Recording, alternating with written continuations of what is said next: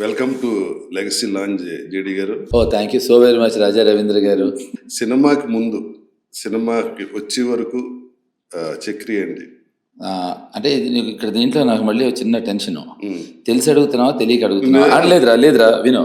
నేను ఒక ప్రముఖ ఛానల్కి ఇంటర్వ్యూకి వెళ్ళాను. అది లైవ్. సో అది నువ్వు నా దర్శకత్వంలో యాక్ట్ చేసిన హోమన్ సినిమాకి వెళ్ళినప్పుడు అదే ప్రముఖ ఛానల్లో వాళ్ళు నన్ను ఏమి అడిగారంటే, ఆ సినిమాకి నేనే సంగీత దర్శకత్వం వహించాను.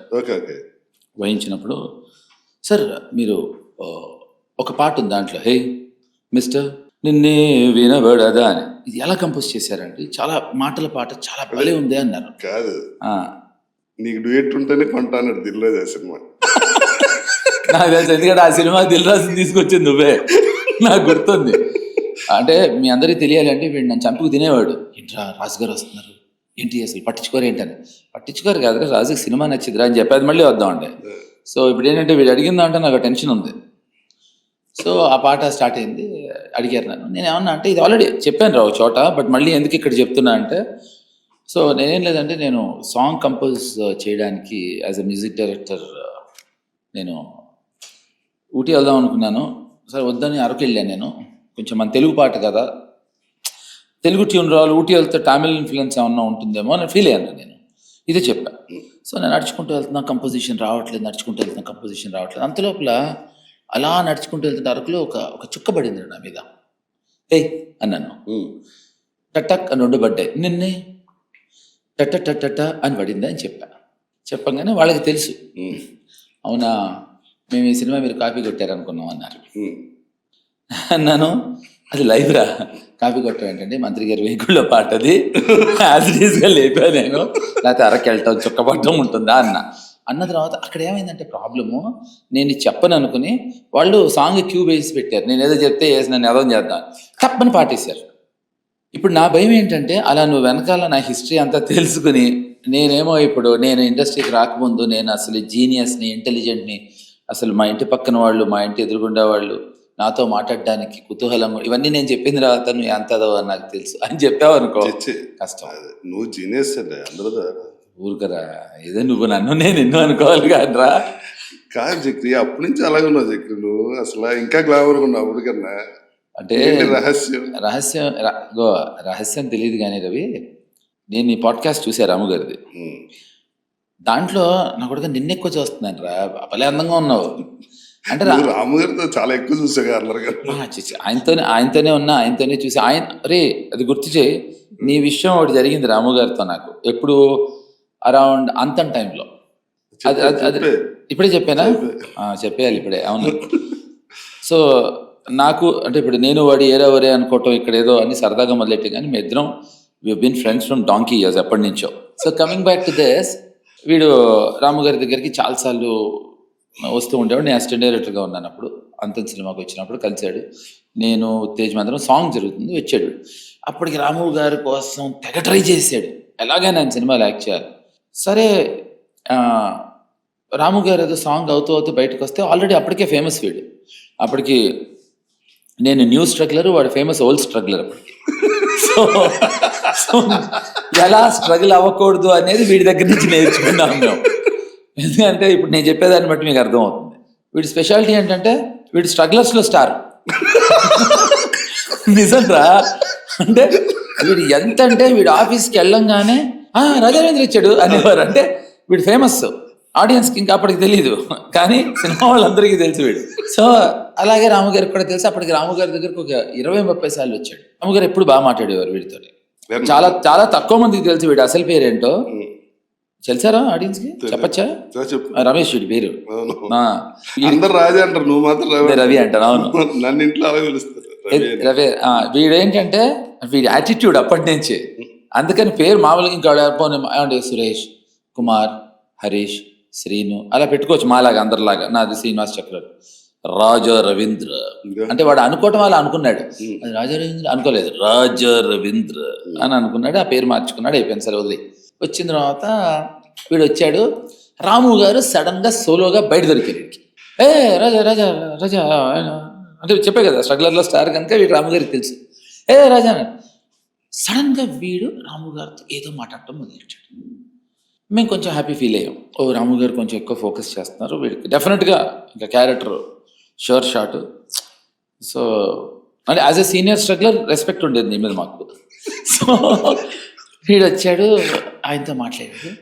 ఆయనతో మాట్లాడిన వెంటనే చాలా ఆయన ఇలా భుజం మీద తట్టి వీడు ఇంకా చూడాలి. మామూలుగా హాయ్ బాయ్ అందరికీ అసిస్టెంట్ డైరెక్టర్కి చెప్తూ ఉంటే మర్యాద ఉండేది వీడికి. ఆ రోజు మా ఎవరికి బాయ్ చెప్పలేదు. ఇంకెందుకు రామగారితో పాడేస్తే నీళ్ళతో పడేంటని వీడు వెళ్ళిపోగానే నేను వంశీ ఉత్తేజ్ ఉన్నా. తెలుసు కదా అయ్యి తెలుసండి రాజారవీంద్ర తెలుసండి. ఇప్పుడు నాకు విషయం చెప్పాడు రాజారవీంద్ర. ఏంటి సార్ అంటే నీ గుర్తుందా లేదో మీ తాతగారు ఆయన తాతగారు దగ్గర చుట్టాలు ఏదో చెప్పారు అని చెప్పాడండి అంటే చెప్పాడు. ఇప్పటివరకు ఎప్పుడైనా వేషం ఇద్దాం అనుకున్నా వీడిని ఎప్పుడో కాంపౌండ్లో కూడా రాజేస్తాడు. నాకు ఎంత గుర్తు అంటే అది సార్ అన్నాం ఇప్పటి వరకు వీడిని ఎప్పుడైనా కన్సిడర్ చేద్దాం అనుకున్నాను. వీడు ఇప్పుడే మీ తాతగారు మా తాతగారు చుట్టాలండి అని చుట్టరికని చెప్పాడు. వీడిని మన కాంపౌండ్లో కూడా రానివద్దన్నారు.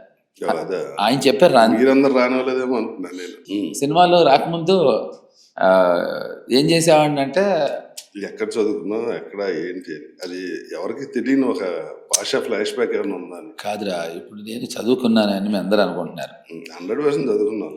అది ఎందుకు అనుకున్నారంటే తెలియదు కనుక. ఇప్పుడు నేను చెప్పేశాను అనుకో నువ్వు మంటే అంటే కష్టం రా నిజం.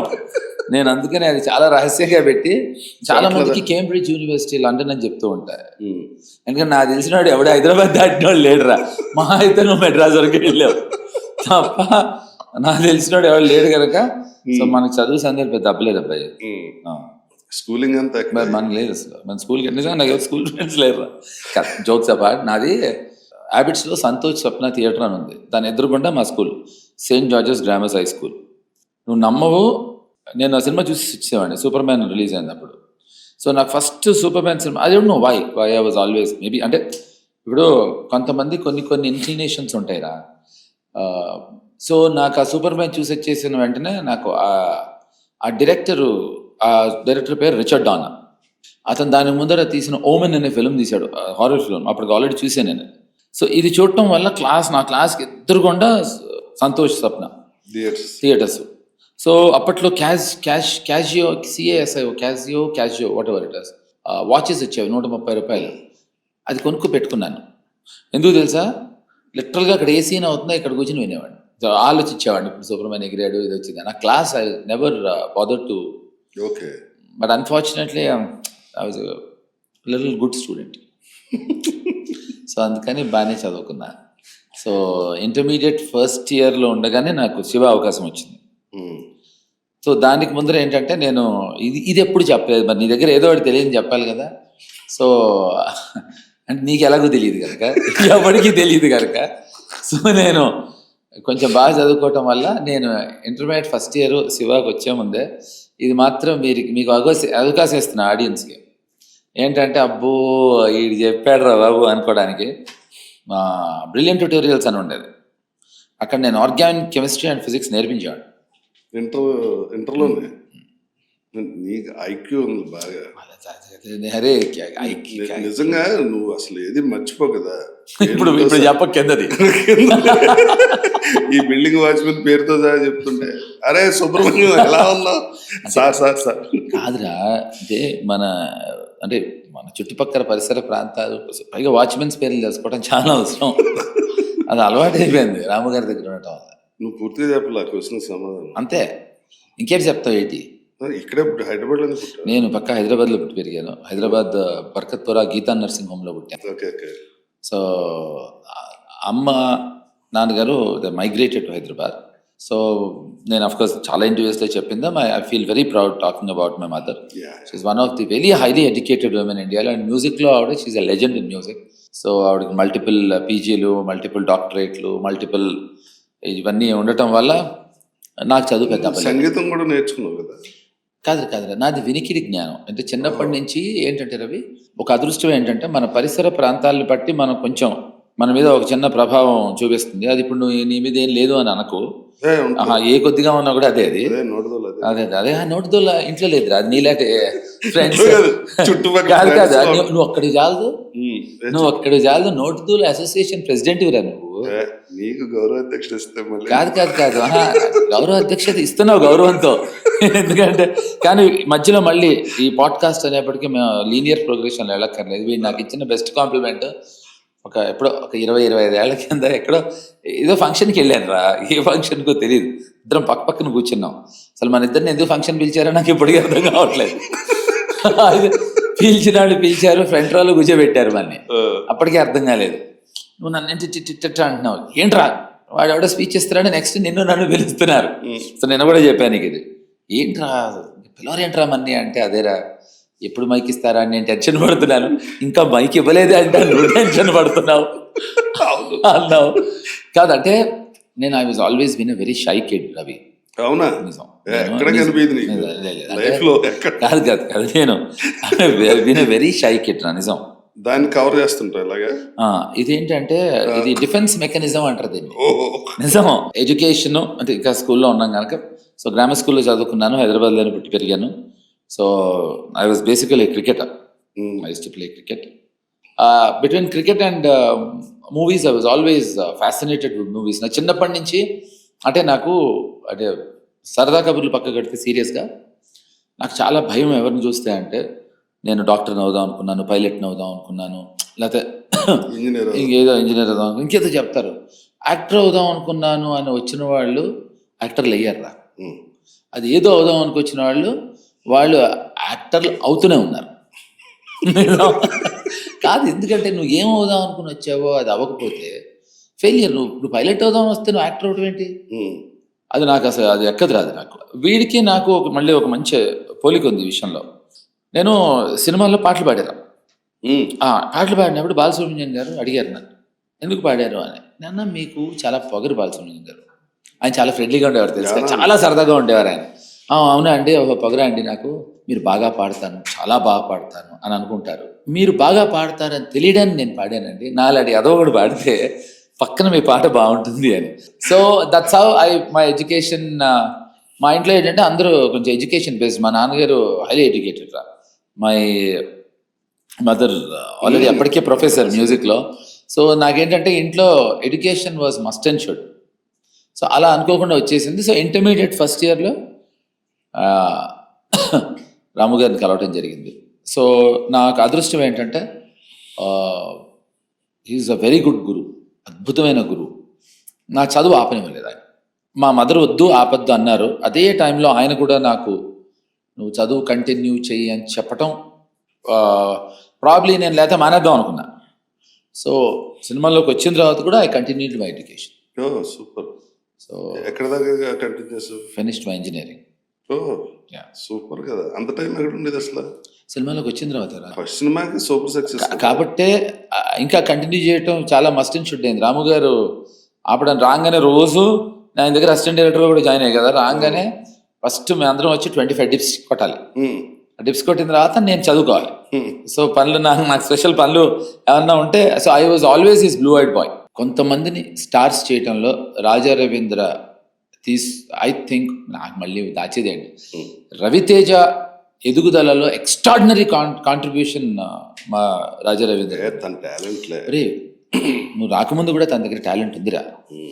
అతను ఎప్పుడూ టాలెంటెడే. తన టాలెంట్ని కరెక్ట్గా నువ్వు స్ట్రీమ్ లైన్ చేసావు. నేను అల్లు అరవింద్ గారికి చెప్పేవాడిని అవుతూ, సార్ అల్లు అరవింద్ ఆఫ్ రవితేజ అండి వీడు అని చెప్పేవాడిని ఆయన. నో, వాడు రవి ఎదుగుదలలో నీది అన్బిలీవబుల్ కాంట్రిబ్యూషన్. బ్రహ్మాజీ అంటే గుర్తొచ్చింది. నీ ఇంకో సినిమా డైరెక్షన్ లో ఆ రేణులతో ఏదో గొడవ అయితే ఈడు ఓవర్ యాక్షన్ చేసి దెబ్బలు తిన్నాడు కదా, గుర్తుందని? దెబ్బలు తినలేదు, కొట్టనివ్వలేదండి నేను. రూమ్ లో పారిపోయా. వాడిని పంపించేసి గులాబీకి ఏమైందంటే నీతో పరిచయం అవటం వల్ల కొంచెం ఎక్కడో ఒక 2 గుణాలు నీవేవో వచ్చి ఉంటాయి నాకు. కాదురా, నీ దగ్గర నుంచి. అప్పుడు గులాబీలో పద్మాలయాల్లో క్లాసు రూములో తపస్సు వచ్చి ఆ పాట చేస్తున్నాం. కాదు, ఎవరికి లక్షణం, నీకా బ్రహ్మాజీకా? అది ఇప్పుడు తెలుస్తుంది. ఇప్పుడు నేను చెప్తే వాడిగా నాకా అనేది నీకు అర్థం అవుతుంది. చేస్తా ఉంటే ఒకడెవరో ఈ వాటర్ కొట్టాలి, రెయిన్ ఎఫెక్ట్ పాట ఎందుకో తెలీదు, వాడు బ్రహ్మాజీ మీద ఫోకస్ చేశాడు. మామూలుగా చినుకులు పడాలి కదా, వాటర్ పైపే పడదు, పుష్షని కొడుతున్నాడు. వాడేమో ఆల్రెడీ నాకు స్టెప్ వచ్చి సావట్లేదురా, ఈ వంశీగాడేమో ఎక్కి తొక్కేస్తున్నాడు, వాడు ఎందుకు డైరెక్ట్ వాటర్ కొడుతున్నాడు. Okay okay. నేను ఆడు కొడతా ఉంటే 2 నిమిషాల తర్వాత అన్నాను, ఏంట్రా వీడు ఇలా చేస్తున్నాడు, ఏం చేయను అన్నాడు. నాగా నీ సంగతి నాకు తెలియదు, నేనైతే వెళ్ళాను 2 పీకేవాడిని అన్నా. అర్థమైందా? అదికే వచ్చింది ఆ లక్షణం. మరి అనగానే వాడు నన్ను సీరియస్ తీసుకునిరా, వెళ్ళి వాళ్ళు లేచి వెళ్తా ఉంటే ఇప్పుడు నీ 2.0 వర్షన్ కూడా అప్పుడే నాకు అర్థమైపోయింది. అంటే ఏం చేసేవాడు అన్నాడు, నేను ముక్కుకి నోస్కి మధ్యలో, అదే ముక్కుకి మూతికి మధ్యలో కొట్టేవాడు రా అన్నాడు. ఇది వెళ్ళిరా ఎప్పుడు అప్పటికే ఫుల్ జిమ్. వాడు అప్పటికి జిమ్ ఉండేది కదా మెడ్రాస్ లో, వీడి జిమ్మే ఉండేది యాదవ్కి. వాడు వెళ్ళి కొట్టవాడు, గాల్లో ఎగిరి కింద పడ్డాడు. వీడు అసలు అక్కడ నువ్వు నమ్మవు, జట్లీ ఒక అంటే డ్రాగన్ లో అసే అదే ప్రసాద్ గారు నీ వెనకాల చూసినప్పుడు చూస్తేరా అన్నా, ఇదే అన్నాను. కట్ చేస్తే అక్కడ వాటర్ పైప్స్ ఆగాయి, కొంచెంలో బ్లడ్ పైప్స్ మొదలయ్యేవి. టోటల్ గా వాళ్ళంతా కజిన్స్. ఎవరు? మా పట్టుకునే వాళ్ళందరూ మొత్తం కజిన్స్. ఎంతవరకు వెళ్ళిందంటే అక్కినేని వెంకట్ గారు వరకు వెళ్ళిపోయింది మ్యాటర్. మనకు హుమాయూన్ వాళ్ళే చుట్టాలు వీళ్ళు. హుమాయూన్ మాకు బాగా తెలుసు కదా, మాకు అన్నపూర్ణ శివ. ఇది కొట్టాడు. అక్కడి నుంచి ఉన్న 7-8 మందో లోపలికి వెళ్ళి ఫోన్ చేశారు. ఎక్కడ ఫోన్ చేశారు, ఎవరు ఫోన్ చేశారో తెలీదు. వీళ్ళు ఫోన్ చేస్తా ఉంటే వీడికి ఇంకా తగ్గట్లేదు అన్నాడు. రెండోది ఏంటంటే అక్కడ డాన్స్ చేయడం కన్నా ఇది బెటర్ అని ఫీల్ అయ్యాడు. కాదు, ఇప్పుడు ఆ వంశీ గారు డాన్స్ కన్నా ఇది బెటర్ అనుకున్నాడు. నుంచున్నాడు. కట్ చేస్తే నాకు అర్థమైపోయింది ఇది కొంచెం తేడా కొడుతుందని. ఇమ్మీడియట్గా వేణు, నా కాస్ట్యూమర్ వేణు తెలుసు, వాడికి చెప్పాను, నా మేకప్ మ్యాన్ రంగా, వాడిని తీసుకుని ఇమ్మీడియట్గా గబగబా వాడిని కారెక్కి ఇచ్చేసారు. నేను అక్కడే ఉన్నా. Because I took the blame. నేను బ్లేమ్ నా మీద వేసుకున్నా. ఎందుకంటే ఇప్పుడు బ్రహ్మాజీ అప్పుడు మెడ్రాస్లో ఉండేవాడు, నేనేమో పక్క హైదరాబాద్ బాన్ అండ్ బ్రాటప్. ఒక 50-60 మంది వచ్చి ఉంటాను. లైట్లు గిట్లు ఎరగొట్టడానికి లేదు, ఎందుకంటే అప్పటికి అన్నపూర్ణ లైట్లు కిరణ్ లీజ్లో తీసుకున్నాడు ఏసీఎస్. సో దాన్ని కొడితే దెబ్బ అవుతుందని గొడవయ్యి అక్కడి నుంచి వాళ్ళు చార్మినార్ నుంచి అక్కడి నుంచి ఇక్కడి నుంచి వాళ్ళు 50-70 మంది. ఇప్పుడు నా తెలిసిన వాళ్ళు చార్మినార్లో నా ఫ్రెండ్స్ ఉంటారు కదా. ఈ గొడవలన్నీ అయితే అప్పుడు ఈ వెంకట్ గారి దగ్గరికి వెళ్ళింది, అక్కినేని వెంకట్ గారి దగ్గరికి. ఆయన రూమ్లో కూర్చుని ఒక 3 రోజుల తర్వాత ఈ మ్యాటర్ సాల్వ్ చేశారు. ఉంది దాని వెనకాల కదా. అయ్యో, అప్పుడు వీడినేమో మెడ్రాస్ వెళ్ళిపోమన్నాం. లేకపోతే ఆ రోజు కెరీర్ క్లోజ్. లేదు వాళ్ళు చెప్పాను, నేను వంశీ ఇంట్లో ఉండమన్నా. ఇద్దరికి ఫినిష్ కానీ నాకు అప్పుడు ఆలోచించా మళ్ళీ నీలాగే టోటల్ గా నువ్వు చంద్రముఖిలా మారిన ఏదో అంటారు చూడు, మారిపోయాను. అప్పుడు ఆలోచించి ఏం చేశాను తెలుసా రవి, నేను ఏం చేశానంటే వంశీ గారి ఇంటికి పంపిస్తే వాడు అవసరం నాకు, వాడు ఈ సినిమా ఫినిష్ చేయించాలని. వీడు ఎక్కడ దక్కున్నాడు తెలియలేదు నాకు, అయితే పంపించేవాడు కరెక్ట్గా. కానీ సూపర్ సాంగ్, అందులో bike song very nice song, sensational song. ఇప్పుడు సత్య సినిమా హిందీలో ఎక్స్ట్రాడినరీ హిట్. అందులో ఉన్న క్యారెక్టర్ ఆర్టిస్టులు కూడా చాలా పెద్ద ఇదైపోయారు. ఫర్దర్ గా కంటిన్యూ చేయబడిన రీజన్ నువ్వు హిందీలో అంటే నేను రాము గారు తప్ప మిగతా అందరికీ అర్థమైంది ఆ సినిమా హిట్ అవుతుంది. నాకు రాము గారికి తప్ప. అంటే ఎందుకు తెలుసా, దీంట్లో ఒక ఇది ఉందిరా, రాము గారు ఎప్పుడు హిట్ ఫ్లాప్ కోసం సినిమా తీయలేరు, తీయటం రాదు అసలు. సో అంత లేదు. సో బీయింగ్ ఈజ్ అసిస్టెంట్, ఆ సినిమాకి నేను చాలా ఫ్యాకల్టీస్లో పనిచేశాను రవి. ఆ సినిమాకి అపార్ట్ ఫ్రమ్ ప్లేయింగ్ సత్య హీరోగా కాకుండా ఆ సినిమాకి నేను కో డైరెక్టర్, ఆ సినిమాకి నేను ఎడిటర్ని, ఆ సినిమాకి నేను సౌండ్ డిజైనర్, ఆ సినిమాకి నేను సాంగ్ కూడా కంపోజ్ చేశాను.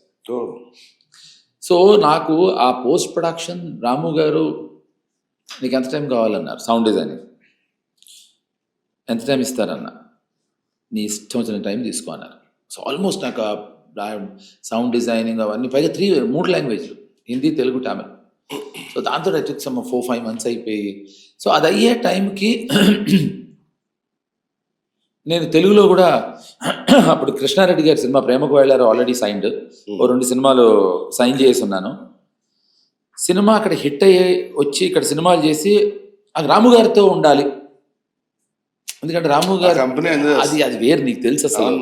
సో సినిమాలతో నా ఎంతో ఉండాలి అని ఆ హైలో ఫస్ట్ ఫోన్ చేసి నన్ను తిట్టింది సునీల్ శెట్టి, తర్వాత షారుఖ్ ఖాన్. అసలు ఏమనుకుంటున్నావు నువ్వు? నాకు ఇన్నేళ్ళు పట్టింది ఈ రెమ్యునరేషన్ రీచ్ అవడానికి. నీది ఫస్ట్ సినిమా సత్య ఇక్కడ మాకు యాజ్ ఎ హీరో, నీ సెకండ్ సినిమాకి నాకు ఇప్పుడు ఇచ్చే దాంట్లో ఆల్మోస్ట్ దగ్గరగా ఇస్తా అంటున్నారు, ఎందుకు చేయట్లేదు అన్నాడు. అది ఒక ట్రిప్ రా, అదొక హై వచ్చింది. చేస్తే ఆ వాల్యూ ఉండదేమో షారుఖ్ ఖాన్ నేను అది కొంచెం అవసరం లేదు, ఆ హై ఒకటి అంతే. అది రాము గారి దగ్గర ఉంటే వస్తుంది ఆ హై, అంటే అప్పుడు తెలిసి తెలియని 100%. సో అందుకని వచ్చి రాము గారి దగ్గర I joined in the company production. So అక్కడే ఉన్నా, బాంబేలో ఉండిపోయి కదరా. అవునవును. సో ఆ హై ఆయన కూడా ఇప్పుడు ఎందుకు చేయట్లేదు చెయ్యని ఆయన అడగలేదు. డిస్ట్రిబ్యూషన్ కూడా చేశారు. డిస్ట్రిబ్యూషన్ మనం ఇంకా 24 క్రాఫ్ట్స్ లో వదిలింది ఏది లేదు.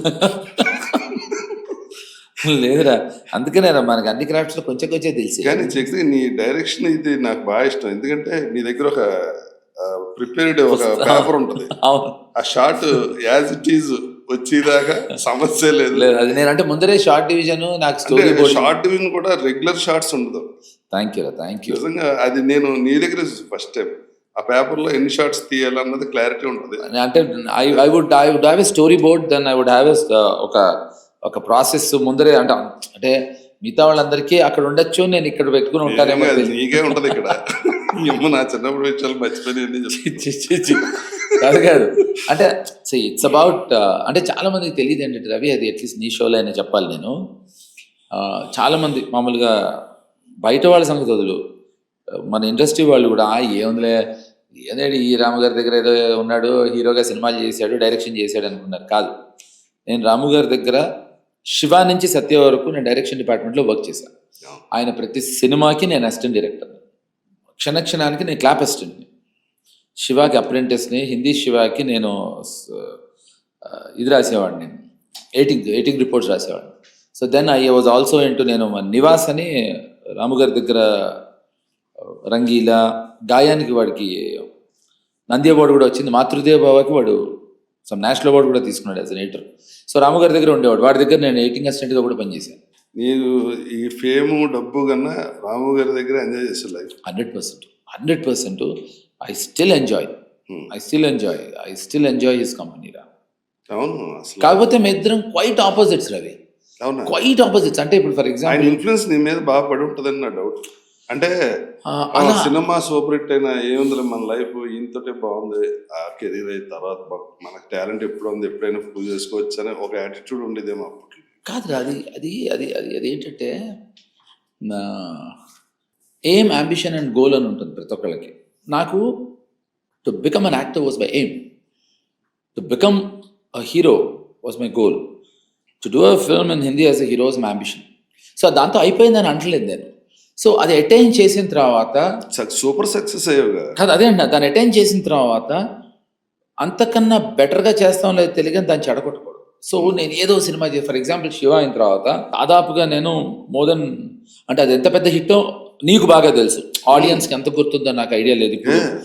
ఇప్పుడు ఇదివరకు ఆడియన్స్కి తెలుస్తుంది, ఇప్పుడు కొత్త ఆడియన్స్కి overall listening to this I don't no. నిజం చెప్పిన దురంధర్ కూడా సత్యలాగే ఉంటుంది. ఇప్పుడు షార్ట్స్ వైజ్ చూపించిన దురంధర్ ఆల్మోస్ట్ సత్యలాగే. అతనే అన్నాడు రా ఆదిత్యధర్, ఆయనే ఏమన్నారంటే రాము గారు కూర్చోబెట్టి చెప్పాడు, ఏ సీను శివాలోంచి తీసుకున్నాడు, ఏ సీను సత్యాలోంచి తీసుకున్నాడు. శివాలోంచి 2-3 సీన్స్ తీసుకున్నట్టు ఆయన, సత్యాలోంచి మేజర్ తీసుకున్నానని ఆయన చెప్పాడు రాము గారికి. సో అంటే అదొక high Ravi, no two ways about it. But ఇందాక నేను అడిగిన ప్రశ్నకి, నేను శివ అంత పెద్ద హిట్ అయిన తర్వాత నాకు చాలా సినిమాలు ఆఫర్స్ వచ్చాయి, చాలా పెద్ద పెద్ద డైరెక్టర్స్, అప్పట్లో ఉన్న చాలా టాప్ డైరెక్టర్స్ అందరి దగ్గర నుంచి నాకు ఐ డోంట్ నో, అంటే అది పిచ్చా లేకపోతే రాము గారితో ఉండటం వల్ల did I understand or my industry గురించి అప్పుడు నీకు అవగాహన లేదు, అసలు లేదు. దాని ముందర ఎప్పుడు షూటింగ్ కూడా చూడలేదు, ఇండస్ట్రీతో అసలు ఏమాత్రం సంబంధం లేదు.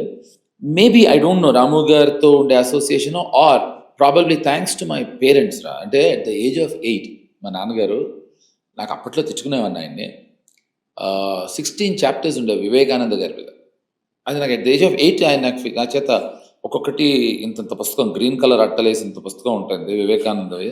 కలర్ అదే అప్పట్లో నాకు అది ఫోటోగ్రఫిక్ మెమరీ అంటారు. ఐ కెన్ ఆల్సో అదే రాము గారికి మిర్రర్ మెమరీ ఉంది. సో అంటే ఏంటి?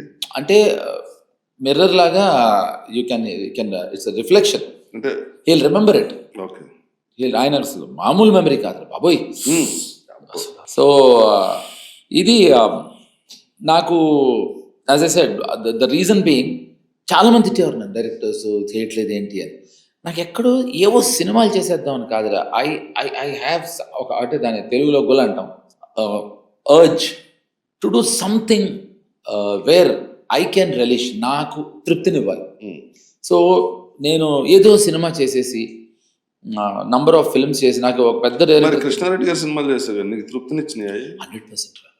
ఇప్పుడు కృష్ణారెడ్డి గారి సినిమా ఎగిరే పావురం అని నేను కథ విన్నప్పుడు, నేను కథ వింటాను రా, క్యారెక్టర్ ఇవాళకి కూడా అప్పుడు ఇప్పుడు ఎప్పుడు నేను కథ వింటాను, క్యారెక్టర్ విని. కృష్ణారెడ్డి గారి సినిమా ఎగిరే పావురం అని నేను కథ విన్నప్పుడు నాకు నా క్యారెక్టర్ అర్థమైపోయింది కథలో. అంటే ఇది కూడా ఏ ఇంటర్వ్యూలో చెప్పలేదు. యాస్టీస్గా ఆ సినిమాలో మామూలుగా 8 సాంగ్లు ఉన్నాయి. 3 సాంగులు నాకు, 5 సాంగులు శ్రీకాంత్కి. సో వాడు శ్రీకాంత్ ఒకసారి ఒక బలహీన క్షణంలో, ఒరే ఆ పాట చాలా బాగుందిరా, నా పాట పాట బాగుందిరా, వాడు ఎంత ముద్దుగా మాడతాడో తెలుసుగా, రే నాకు ఇస్తే బాగుంటుందిరా ఆ పాట చెప్పాను కృష్ణారెడ్డి గారికి. ఆయన వెంటలేదు. కృష్ణారెడ్డి గారితో మాట్లాడి ఆ పాట వాడికి షిఫ్ట్ చేయించా. కృష్ణారెడ్డి గారిని ఏమని పిలుస్తున్నావు? క్రిష్ రాఘవేంద్ర రాఘు. అసలు రెస్పెక్ట్ లేదు నీకు. అది రెస్పెక్ట్ లేకపోవటం ఏంట్రా? ఒక్క నిమిషం. ఇప్పుడు పేరుకి గౌరవం ఇవ్వాలా, మనిషికి గౌరవం ఇవ్వాలి? Soul or body? ఇప్పుడు నువ్వు మళ్ళీ ఆ సెక్షన్కి వెళ్ళాం. వీడి తిన్నది ఒక ట్రిప్, అది కూడా చెప్పేస్తా, మళ్ళీ ఎప్పుడో వస్తే గుర్తుండదు. మెడిటేషన్లో 4 స్టేజెస్ ఆఫ్ మెడిటేషన్ ఉంటుందండి. వీడు నాకన్నా మెడిటేషన్ మొదలెట్టాడు. నేను లిటరలీ నాకు కొంచెం సీనియర్ మెడిటేషన్లో. వీడు చాలా మందికి తెలియని విషయం ఏంటంటే వాడు he is meditation guru. Raja Ravindra is meditation guru. మేము కోదండరాముడు అనే సినిమా చేస్తుంటే కెమెరామెన్ కాదురా, ఎలా పడుకుంటావు అసలు నువ్వు? నేను నిద్రపోను ఎక్కువ, అందుకే మర్చిపోతానేమో అని భయం. సో చేస్తుంటే నేను వీడు ఏదో మెడిటేషన్ గురించి మాట్లాడుకుంటాం. ఇప్పుడు మేము ఇద్దరం ఇలాగే మాట్లాడుకుంటాం. ఇప్పుడు ఏంటంటే 2 కెమెరాలు పెట్టి 3 ఇక్కడ కూర్చున్నారు, కానీ మేము ఇద్దరం ఇలాగే మాట్లాడుకుంటాం. అప్పుడప్పుడు ఒకరితో ఒకళ్ళు కూడా మాట్లాడుకుంటూ ఉంటాం. సో మేము ఇద్దరం మెడిటేషన్ గురించి చెప్తున్నాం, క్రిష్కి, శరత్కి, ఆయన శరత్ కెమెరామెన్ శరత్ గారికి అని చెప్తున్నాం. ఒక 2 రోజుల తర్వాత they started making fun of us. మమ్మల్ని ఇద్దరి చాలే అన్నారు. అంటే ఏంటి కంట్రోల్ ఉంటుంది మెడిటేషన్ చేస్తే అంటే, నేను వీడు చెప్పాను, లేదు ఇప్పుడు they are 2 things, bodily things, soul. So మనం ఏదైనా తింటున్నది బాడీకి అందుతుంది కానీ సోల్కి, అదే చెప్పాం. అప్పుడు శరత్ ఏం చేసాడు గుర్తుందా నీకు? పొల్లటి మ్యాంగో, చింతకాయలు. నాకు గుర్తుంది, ఇప్పటికీ షాక్. నువ్వు మొత్తం కాయ అని కూడా అనకుండా, రావణ మహర్షి ఎలా అయితే ఈ కంతికి ఆపరేషన్ చేయించుకున్నారో మత్తు లేకుండా, అలాగే నవ్వుతా చాలా ఎంత పుల్లటి కాయ తెలుసు అది. దాంతో తర్వాత ఏమి ఇచ్చాడు గుర్తుందా నీకు? ఏదో కారానికి సంబంధించి ఇచ్చాడు, పచ్చిమిరపకాయ. సో అది నేను వీడు లిటరల్ గా. ఇంకోటి నీకు గుర్తుండదురా, టెలిపతి గురించి చెప్పాం మన ఇద్దరం. అది నీకు ఎంత గుర్తుందో? నాకు గుర్తుందిరా బాబు. నువ్వు కళ్ళు మూసుకొని చెప్పాను. మేము ఇద్దరం చేస్తామంటే అది ఎవరు నమ్మలేదు. సో ఇవాళ కెమెరా మీకు ఇద్దరికి చెప్పాల్సిన అవకాశం వచ్చింది. అక్కడ ఒక గవర్నమెంట్ గెస్ట్ హౌస్ లో ఉన్నాం మేము అందరం. అప్పుడు నన్ను కృష్ణారెడ్డి గారు, శరత్ మా ఇద్దరిని తట్టుకోలేక పిచ్చెక్కిపోయి, అసలు ఇద్దరు ఓవర్ యాక్షన్ చేస్తున్నారు, ముందరే అనుకుంటున్నారు, ఏంటి నువ్వు మామిడికాయ తినేసి, చింతకాయలు తినేసి, పచ్చిమిరపకాయలు తినేసి నువ్వు కంట్రోల్ చేసుకున్నావు, మరి కళ్ళలో నీళ్ళు రావాలి కదా శరత్ అన్న. అంటే లేదు, నువ్వు ఏదో చేస్తున్నావు, దానికి ఏదో తినొచ్చి ఉంటావు ముందరే అని మా ఇద్దరం అప్పటికి మేము ఇద్దరం మెడిటేషన్ చేస్తున్నారు. ఇంకా నువ్వు మేము ఇద్దరం ఒక 1 hour 1.5 hour మెడిటేషన్ చేసేవాడు. వీడు నేను మెడిటేషన్ గురించి చెప్తే నవ్వారు. కళ్ళు మూసుకునే చేయక్కర్లేదు, కళ్ళు తెరిచి కూడా మెడిటేషన్ చేయొచ్చని వీడు చెప్పాడు. వీడు చెప్పేప్పటికీ శరత్ వీడి మీద జోక్ వేసాడు. అయిపోయింది. టెలిపతి గురించి చెప్పాం మేము ఇద్దరం. అంటే ఏంటి అన్నారు, అంటే మొబైల్ ఫోన్స్ అక్కర్లేదు, నేను వీడు వితౌట్ ఫోన్స్ మాట్లాడుకోగలం అన్న. ఆ ఎదురుగుండా వచ్చి టిట్టి అనుకుంటే కాదు అని నన్నేమో ఈ కార్నర్ రూమ్లో కూర్చోబెట్టి, ఒక కార్నర్ రూమ్లో వీడిని ఈ కార్నర్ రూమ్లో కూర్చోబెట్టారు. కూర్చోబెట్టి కృష్ణారెడ్డి గారు వచ్చి నీకు విషయం చెప్పారు. చెప్పండి ఇప్పుడు చూస్తాను అన్నారు. ఆయన నా రూమ్లోకి వచ్చారు. నేను చెప్పారు. ఆయన కాదు ఇదేదో జరుగుతుంది నేను నమ్మనే అని మళ్ళీ నాకో విషయం చెప్పారు. అది ఆయనకు తప్ప ఎవరికి తెలియదు. సో నేను అందరికీ ఒక డేట్ చెప్తాను, అది అసలు డేట్ కాదు, ఇది అసలు డేట్ అని ఒకటి చెప్పారు నాకు. వీడు ఆ డేట్ గురించి చెప్పాడు. అంటే ది పవర్ ఆఫ్ మెడిటేషన్ అనేది మధ్యలో ఒక హ్యూమర్ నుంచి ఒక సిన్సియర్ టోన్ కంటే మేము కూడా కొంచెం మరీ అంత ఎదవలం కాదు. అందరూ అనుకున్నారు. కాదు, వాళ్ళు ఏమనుకుంటారు తెలుసా, అంతకన్నా పెద్ద ఎంతో కొంత అనుకుంటారు. పెద్దవాళ్ళు అన్న మాట కన్ఫర్మ్ రా. అది ఎంత అన్నది ఎంత అనేది ఎవరికీ తెలియదు, మనకు తప్ప. అబ్బే తెలీదా, మనకి తెలిస్తే ఇక్కడ ఆపేవాళ్ళని తెలియట్లేదురా. రాజా రవీంద్ర దగ్గర ఉన్న ఒక అద్భుతమైన గుణం ఏంటంటే వాడిని పొగిడినా తిట్టినా రియాక్ట్ అవ్వడు. బికాజ్ అది నీకు మెడిటేషన్తో వచ్చింది. అది ఒక అంటే you have attained one kind of. వీడు ఇంకా నీకు తెలుసారా ఆడియన్స్కి, నీకు పిల్లలు అన్నీ తెలుసు. వీడికి మనవలు, మనవలకు పంచికట్లు, అదే అవన్నీ కూడా జరిగిపోయాయి. కానీ అలా ఉండడు. దట్స్ ప్యూర్లీ బికాస్ ఆఫ్ వీడు ఏది సీరియస్ తీసుకోడు. నువ్వు తీసుకోలేదు యాక్టింగ్ కూడా. నీకు వినిపించిందా?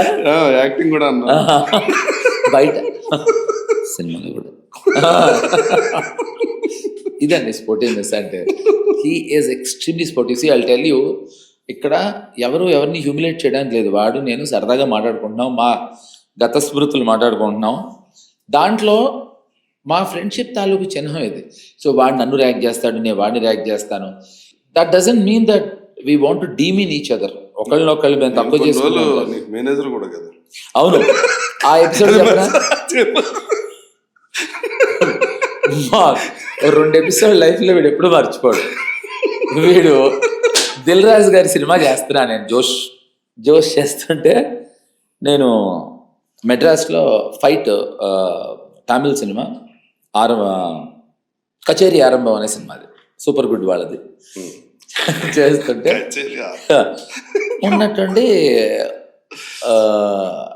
అదంతా నైట్ షూటింగ్, 6 to 6 అంటే సాయంత్రం 6 నుంచి పొద్దున్న 6 వరకు. సో ఎప్పుడైందో ఏమైందో తెలీదు, దిల్ రాజు గారు రాజా రవీంద్ర గారు ఎప్పుడు మాట్లాడుకున్నారో తెలీదు. సరే ఒక ఫైట్ పెడదామని డిసైడ్ అయ్యారు. Raju sir okay, there is nothing wrong. పైగా నాకు రాజు అడిగాడు నీకు ఏమైనా అభ్యంతరం అని. అంటే నాకేం అభ్యంతరం ఉంటుంది అంటే, లేదు ఫస్ట్లో కథలో చెప్పినప్పుడు నీ క్యారెక్టర్ని చైతన్య కొట్టడం లేదు అని. అన్న ఇప్పటికీ చైతన్య నన్ను ఎందుకు కొడతాడు, నేను ఎందుకు ఊరుకుంటా, అన్న క్యారెక్టర్ని కొడుతున్నాడు, నాకు ఓకే అన్న తర్వాత ఆయన నువ్వు ఉన్నట్టుండి ఓ రోజు ఈవినింగ్ ఒక 15-20 కాల్స్ చేయడు. నేను షూట్ చేస్తున్నప్పుడు నేను ఫోన్ వాడినండి, అసలు దగ్గర కూడా పెట్టుకోను. నీకు ఎప్పుడు మూడు ఉంటే అప్పుడు ఎత్తుతావు. లేదు నేను అసలు ఫోన్ వాడను, నేను వాడిన అసలు. అదే సో దాంతో ఏమైందంటే ఇంకా నేను దొరకట్లేదని రంగా ఫోన్ చేశాడు. రంగా నా పక్కనే ఉండటం వల్ల రంగ పైగా వర్షం క్లైమాక్స్ అది ఎత్తలేదు.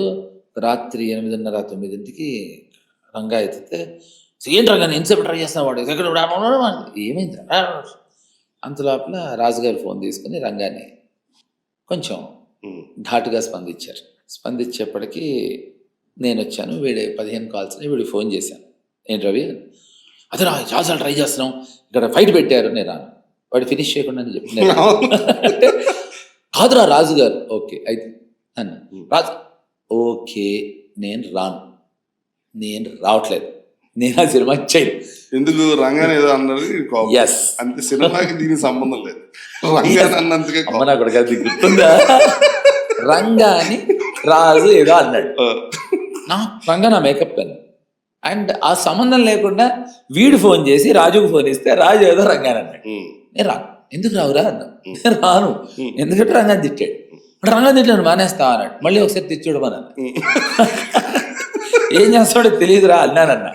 వీడికి కోపం ఏంటంటే దాని తర్వాత నేను కొంచెం అగ్రెసివ్గా ఐ గెట్ వెరీ అగ్రెసివ్. నేను చేయను రవి, ఈ విషయానికి అయితే మనం ఫర్దర్గా మాట్లాడుకోవట్లేదు, I'm not doing it and రాజుకి నేను చెప్పాను ఫోన్ పెట్టాను. ఇక్కడ విషయం ఏంటంటే వాకాడు అప్పారావు గారు ఆ సినిమాకి ఎగ్జిక్యూటివ్ ప్రొడ్యూసర్ అక్కడ తమిళ సినిమాకి.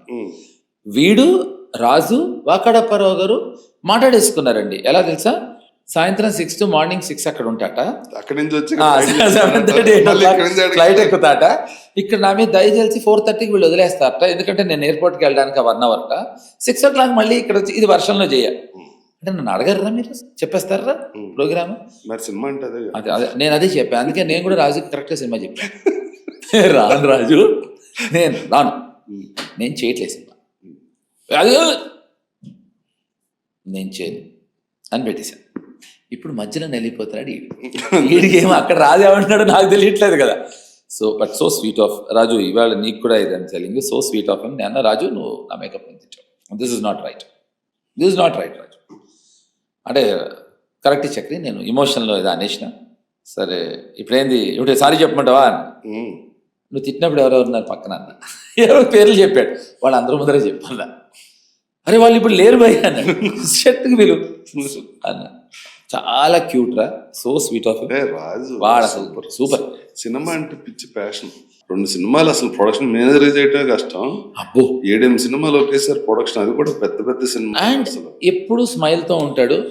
And I really love that with Raju. And నా ఉద్దేశంలో Raju is rebel star of distributors. Distribution production rebel star of అంటే మొన్ననే మా director power star of producers అన్నాడు, కాబట్టి నేను రెబెల్ స్టార్ ఆఫ్ డిస్ట్రిబ్యూటర్స్ అన్నాను. Super.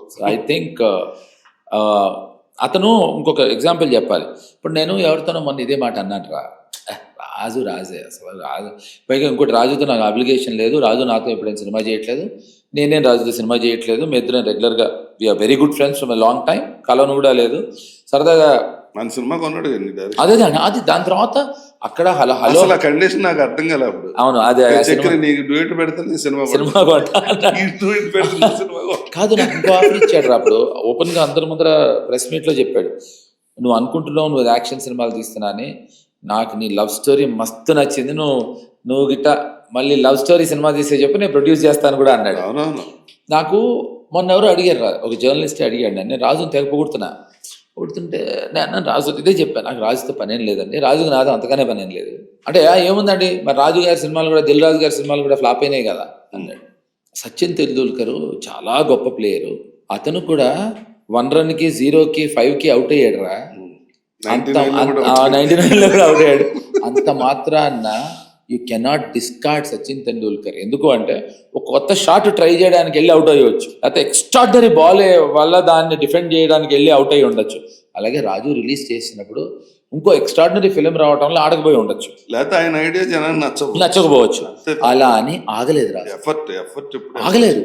So I think Raju, I think Dil Raju, you have big dil man, keep it up. Raja Ravindra గారి contributions అని కొన్ని ఉంటాయి జీవితంలో. ఆయన మంచి చేద్దామో చెడు చేద్దాం అనుకోడు, ఆయనకి ఎలా ఉపయోగపడుతుందని ఆలోచనలో ఆయన చేసుకుంటూ వెళ్ళిపోతూ ఉంటాడు. కొంతమందికి కొన్ని చెడు జరుగుతాయి, ఇందాక నేను చెప్పినట్టు, కొంతమందికి చెడు జరుగుతాయేమో అనుకుంటారు కానీ మంచి జరుగుతుంది. అది నాకు జరిగింది. ఇంకొకటి ఎలా అంటే, కార్గిల్ వార్ వచ్చింది ఇండియాలో, ఇండియాకి పాకిస్తాన్కి గుర్తుంది కదా, కార్గిల్ వార్ అన్నది. ఆ కార్గిల్ వార్ అయినప్పుడు అప్పుడు సినిమా ఇండస్ట్రీలో మొత్తం సినిమా యాక్టర్స్ అందరూ కలిసి, నీకు గుర్తుందా, ఒక్కొక్కళ్ళు ఒక్కొక్క లారీలో ఎక్కి, సో అప్పుడు ఆ ప్లాన్ ఏంటంటే చిరంజీవి గారు ఆధ్వర్యంలో ఇది చేసాం మనం.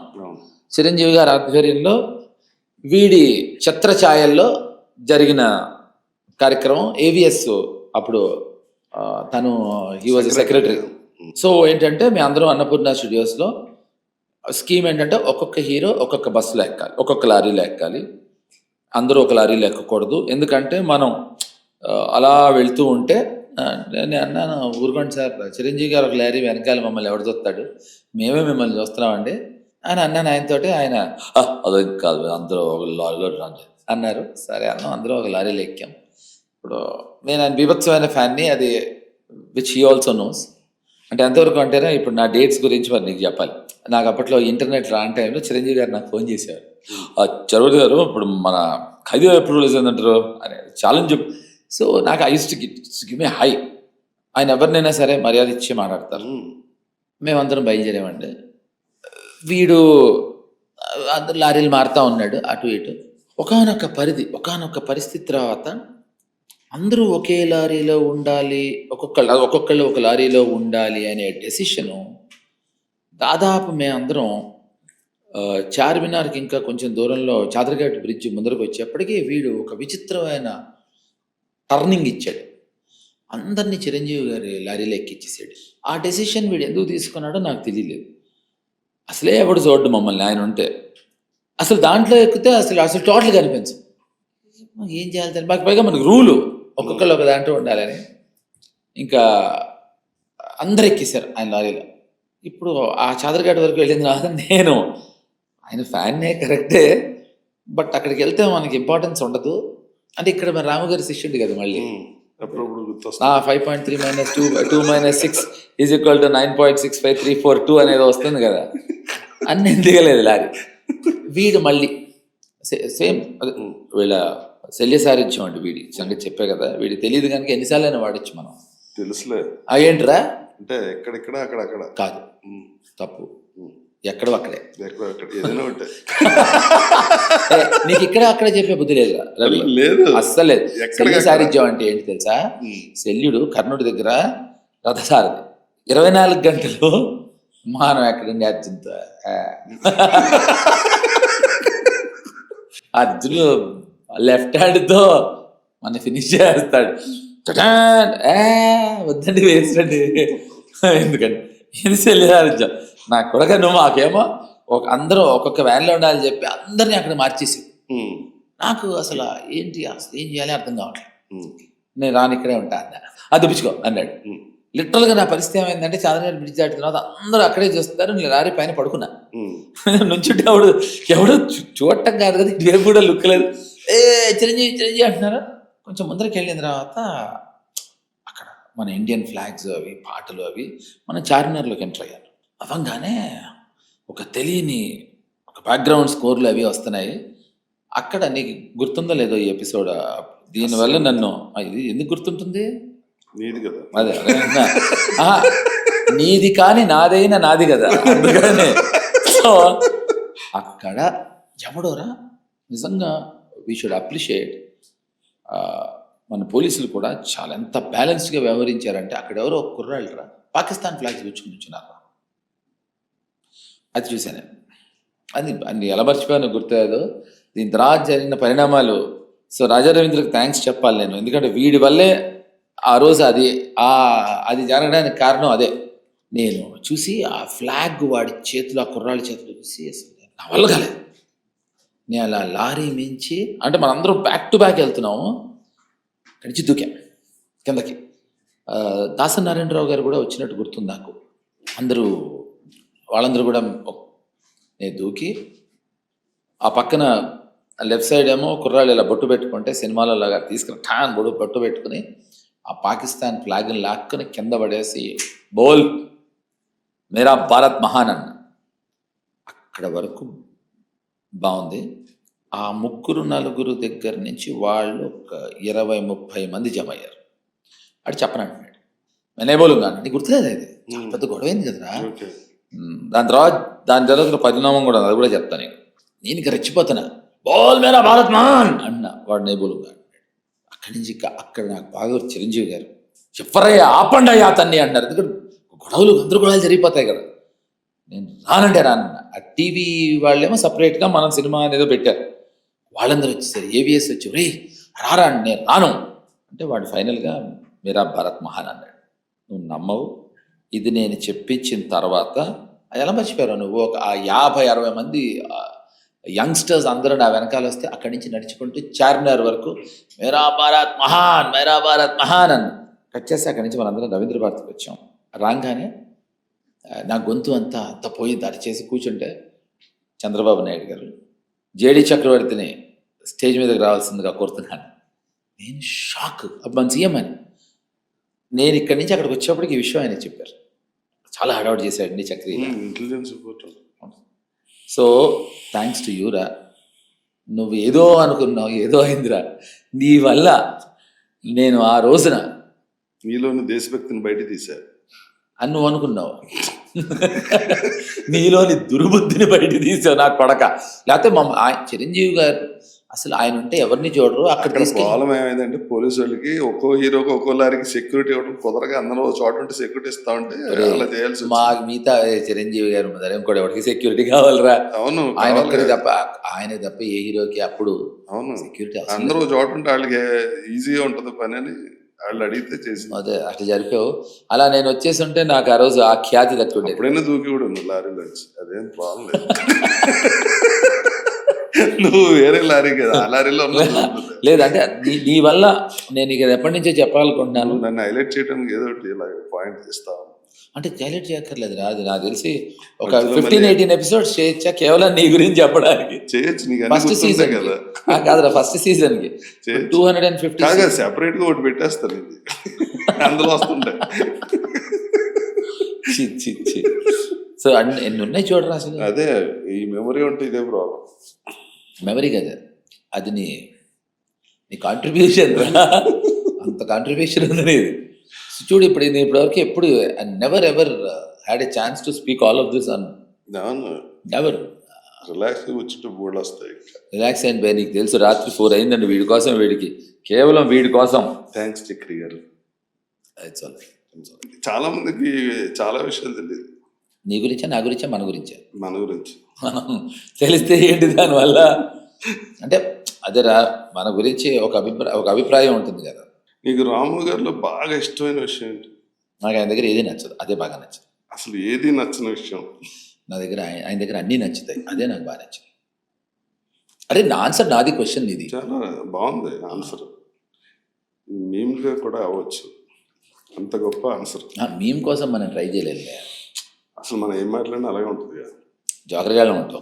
సరిగ్గా చెప్పు. వాళ్ళు యూత్ అంతా చూస్తారు కదా. రాము గారు నీకు నచ్చిన విషయం, ఆయన క్వాలిటీస్ తెలియదు కదా, అందరికీ తెలియదు కదా.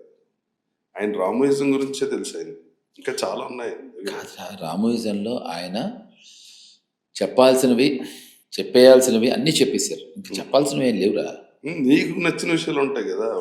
నీకేం నచ్చింది ఆయనలో? ప్రతిదీ నచ్చింది నాకు. అంటే నువ్వు మాత్రం ప్రతిదీ నచ్చింది. కొంచెం నాకు ఎక్కువగా కాకుండా సంక్షిప్తంగా చెప్పు. ఆయన నచ్చినట్టు ఆయన బతకటం నాకు నచ్చింది.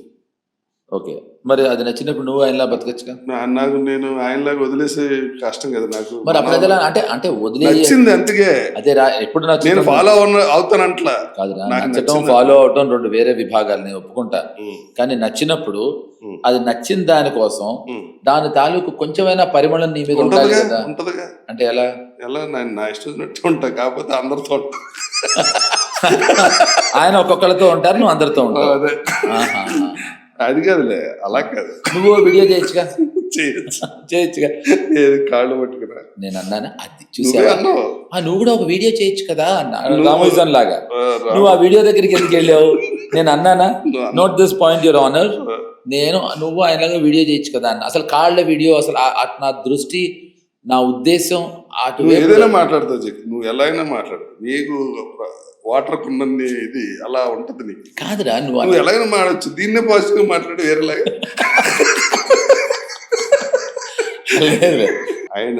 ఆయనకున్న కెపాసిటీని అసలు వాడకుండా అలా వదిలేశారు. ఇప్పుడు మళ్ళీ తిరిగి. నీకు ఎలా తెలుసు ఆయనలో ఎంత కెపాసిటీ ఉందో? నాకు బాగా తెలుసు. ఎలా తాతగారు చుట్టవనే మా బ్లడ్. అందుకనే కెపాసిటీ కొంచెం తగ్గుంటుందిరా. అప్పుడప్పుడు నీ చుట్టం అవడం వల్ల ఆయనలో ఉండే బ్యాడ్ అంతా నువ్వు ఆయన చుట్టం అవడం వల్ల నాకు ఇప్పుడు అర్థమైంది. ఎనీవేస్, జోక్స్ అపార్ట్, రాము గారిలో ఉండే నాకు బాగా ఇష్టమైన క్వాలిటీ ఏంటంటే, ఇందాక నేను రాజు గురించి ఎలా చెప్పాను, రాము గారి గురించి చెప్పాలి. ఆయనకి అస్సలు ఈగో లేదురా. అంటే దానికి ఎగ్జాంపుల్ నేను మొన్న ఎక్కడో చెప్పాను రా, బట్ అయినా మళ్ళీ చెప్పాలి నేను, ఎందుకంటే అదే చెప్పాలి కదా. లేదంటావా? నువ్వు ఉన్నది చెప్పు, ఎందుకు లేదో చెప్తాను. నేను వర్క్ విషయంలో, పర్సనల్ విషయంలో మాట్లాడలేదు. Personally I'm telling you, as a director ఆయనకి ఈగో లేదు. దానికి ఎగ్జాంపుల్ చెప్తాను నీకు. ఇప్పుడు ఆయనకి ఫర్ ఎగ్జాంపుల్ ఒక యాక్టర్తో గొడవ అయింది అనుకో. నేను ఎగ్జాంపుల్స్ చెప్పాను, పేర్లతో చెప్తా. ఇది వేరే దాంట్లో కూడా చెప్పాను, బట్ చెప్తున్నాను. సత్య తర్వాత షూల్ అనే సినిమా తీశారు రాము గారు. దాంట్లో మనోజ్ని హీరోగా కూడా ఇంట్రడ్యూస్ చేశారు.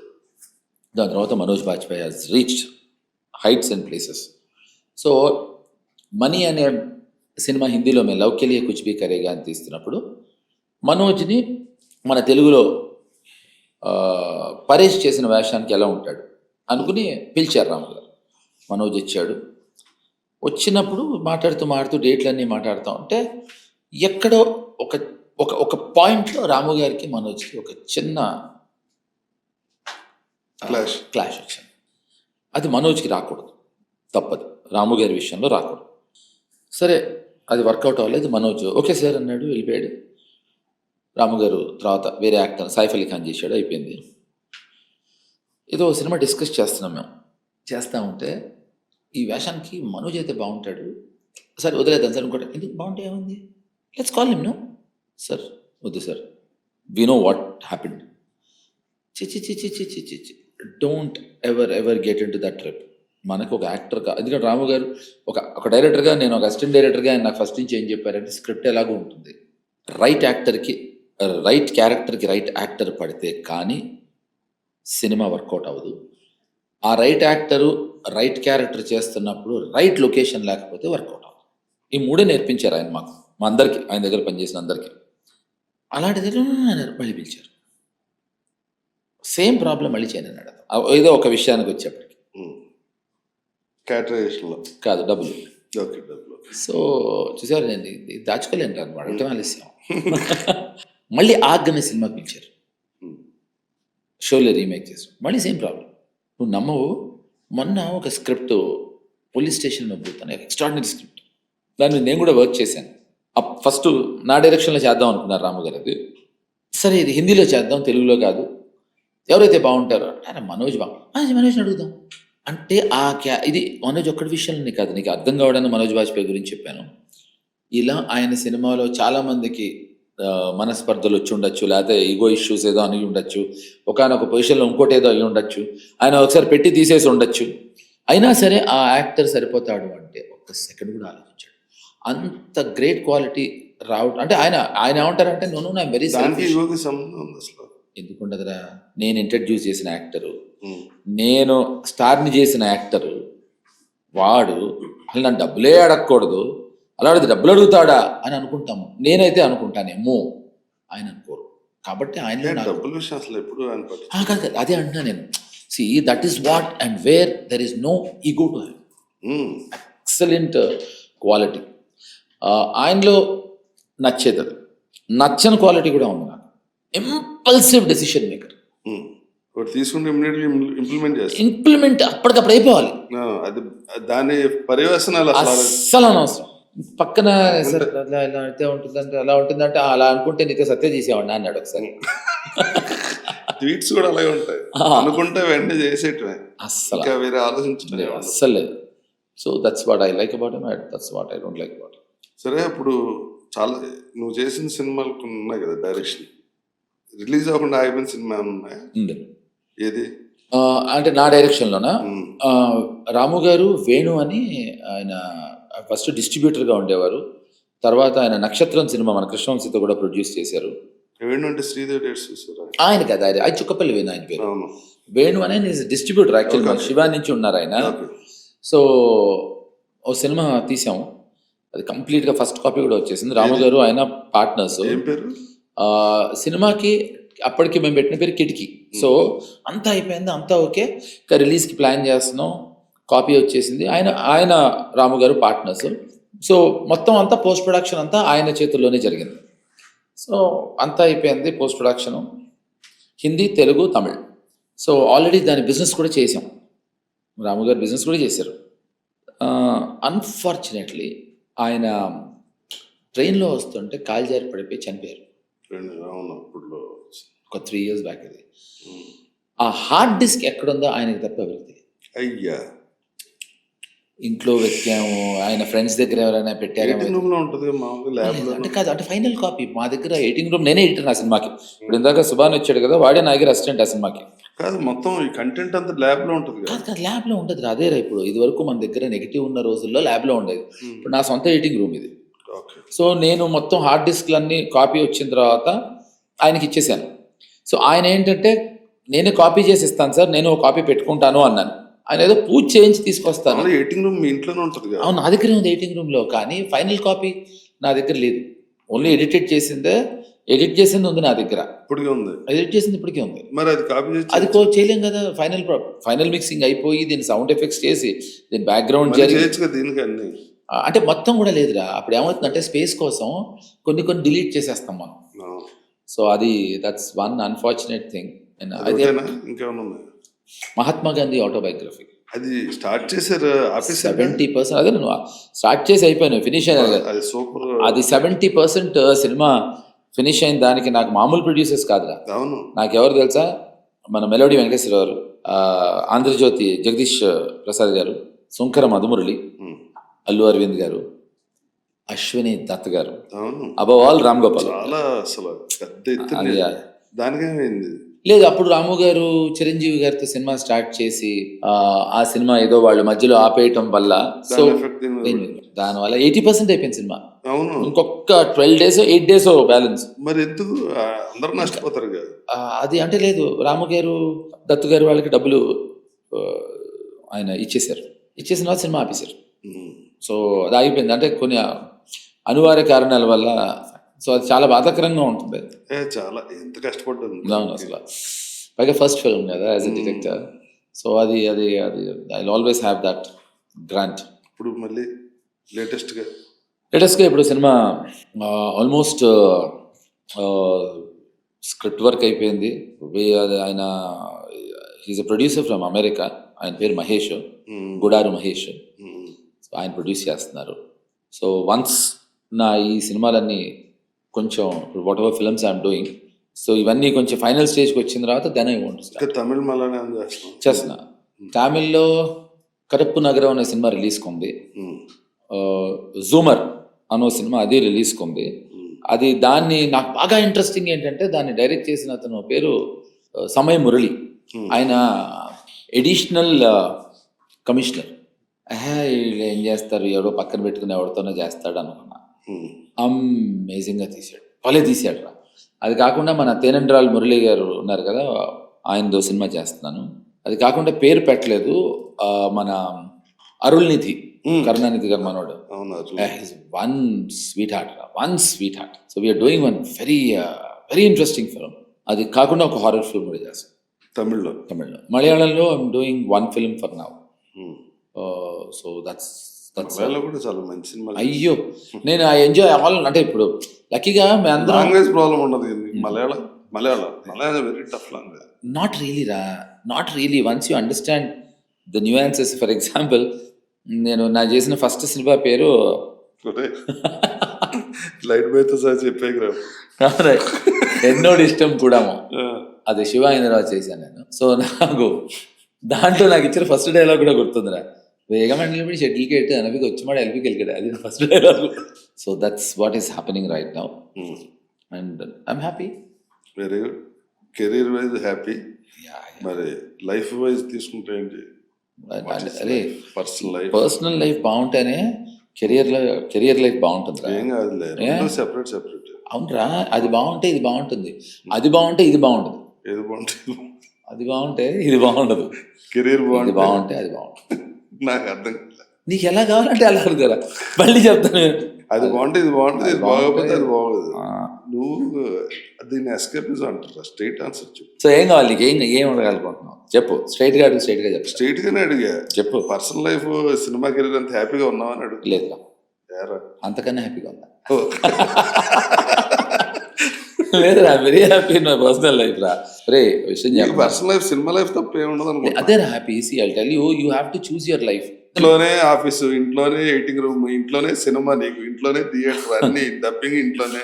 కాబట్టి అసలు నీకు ఇల్లేది. ఇట్స్ సో ప్యాషనేట్ రా, ఐ టెల్ యూ. అంటే నువ్వు పడుకోవడానికి బెడ్ ఇంతే ఉంటది, మిగిలినంత సినిమా ఉంటది అనుకుంటా నీకు. నేను serious films and books, I read lots of books. పైగా అన్ని గుర్తుండి వస్తాయా రాసిన రైటర్ కాదురా, అంటే ఇంట్రెస్ట్ రా, అంతే రవి.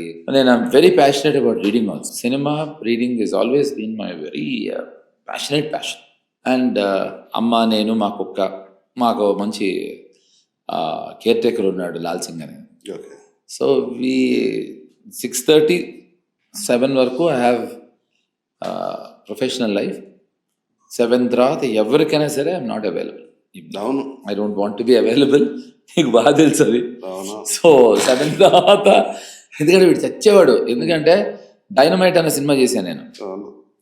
విష్ణు నేను very very close to each other. కానీ మా మధ్యలో వీడు నలిపోయాడు. ఎందుకంటే ఆ టైంలో వీడు విష్ణు డేట్స్ కూడా చూస్తూ ఉండేవాడు. ఇప్పుడు చూస్తున్నావా లేదుగా? చూస్తాను. విష్ణు డేట్స్ చూస్తూ ఉండేవాడు. వీడేమో డబ్బింగ్ చెప్పరా అంటే నేను చెప్పనంట. విష్ణు ఏమో అంకుల్ కొంచెం చెప్పండి, చక్రి ప్రొడ్యూసర్ ఆ సినిమాకి. నేను మధ్యలో విజయ్ నలిగిపోయాడు, నేను రాననేవాడిని. సో అంటే నాకు సరదా అలా వాడిని ఏడిపించుతాం వీడిని అంతే. నేను విష్ణు క్లారిటీగానే ఉండేవాడు. అవునా? మా ఇద్దరికి క్లారిటీ ఉంది. నువ్వు డబ్బింగ్ చెప్పని కాదు, చెప్పకూడదు. ఎందుకంటే అప్పుడే తెలుస్తారు. 7 తర్వాత ఏం చేస్తావు? సినిమాలేనా? కాదు 7 తర్వాత సినిమా చూడటం కదా. 7 నుంచి అమ్మ, నేను, మా కుక్క క్యాప్టెన్, మా లాల్సింగ్, మేము we go for a big ride రా.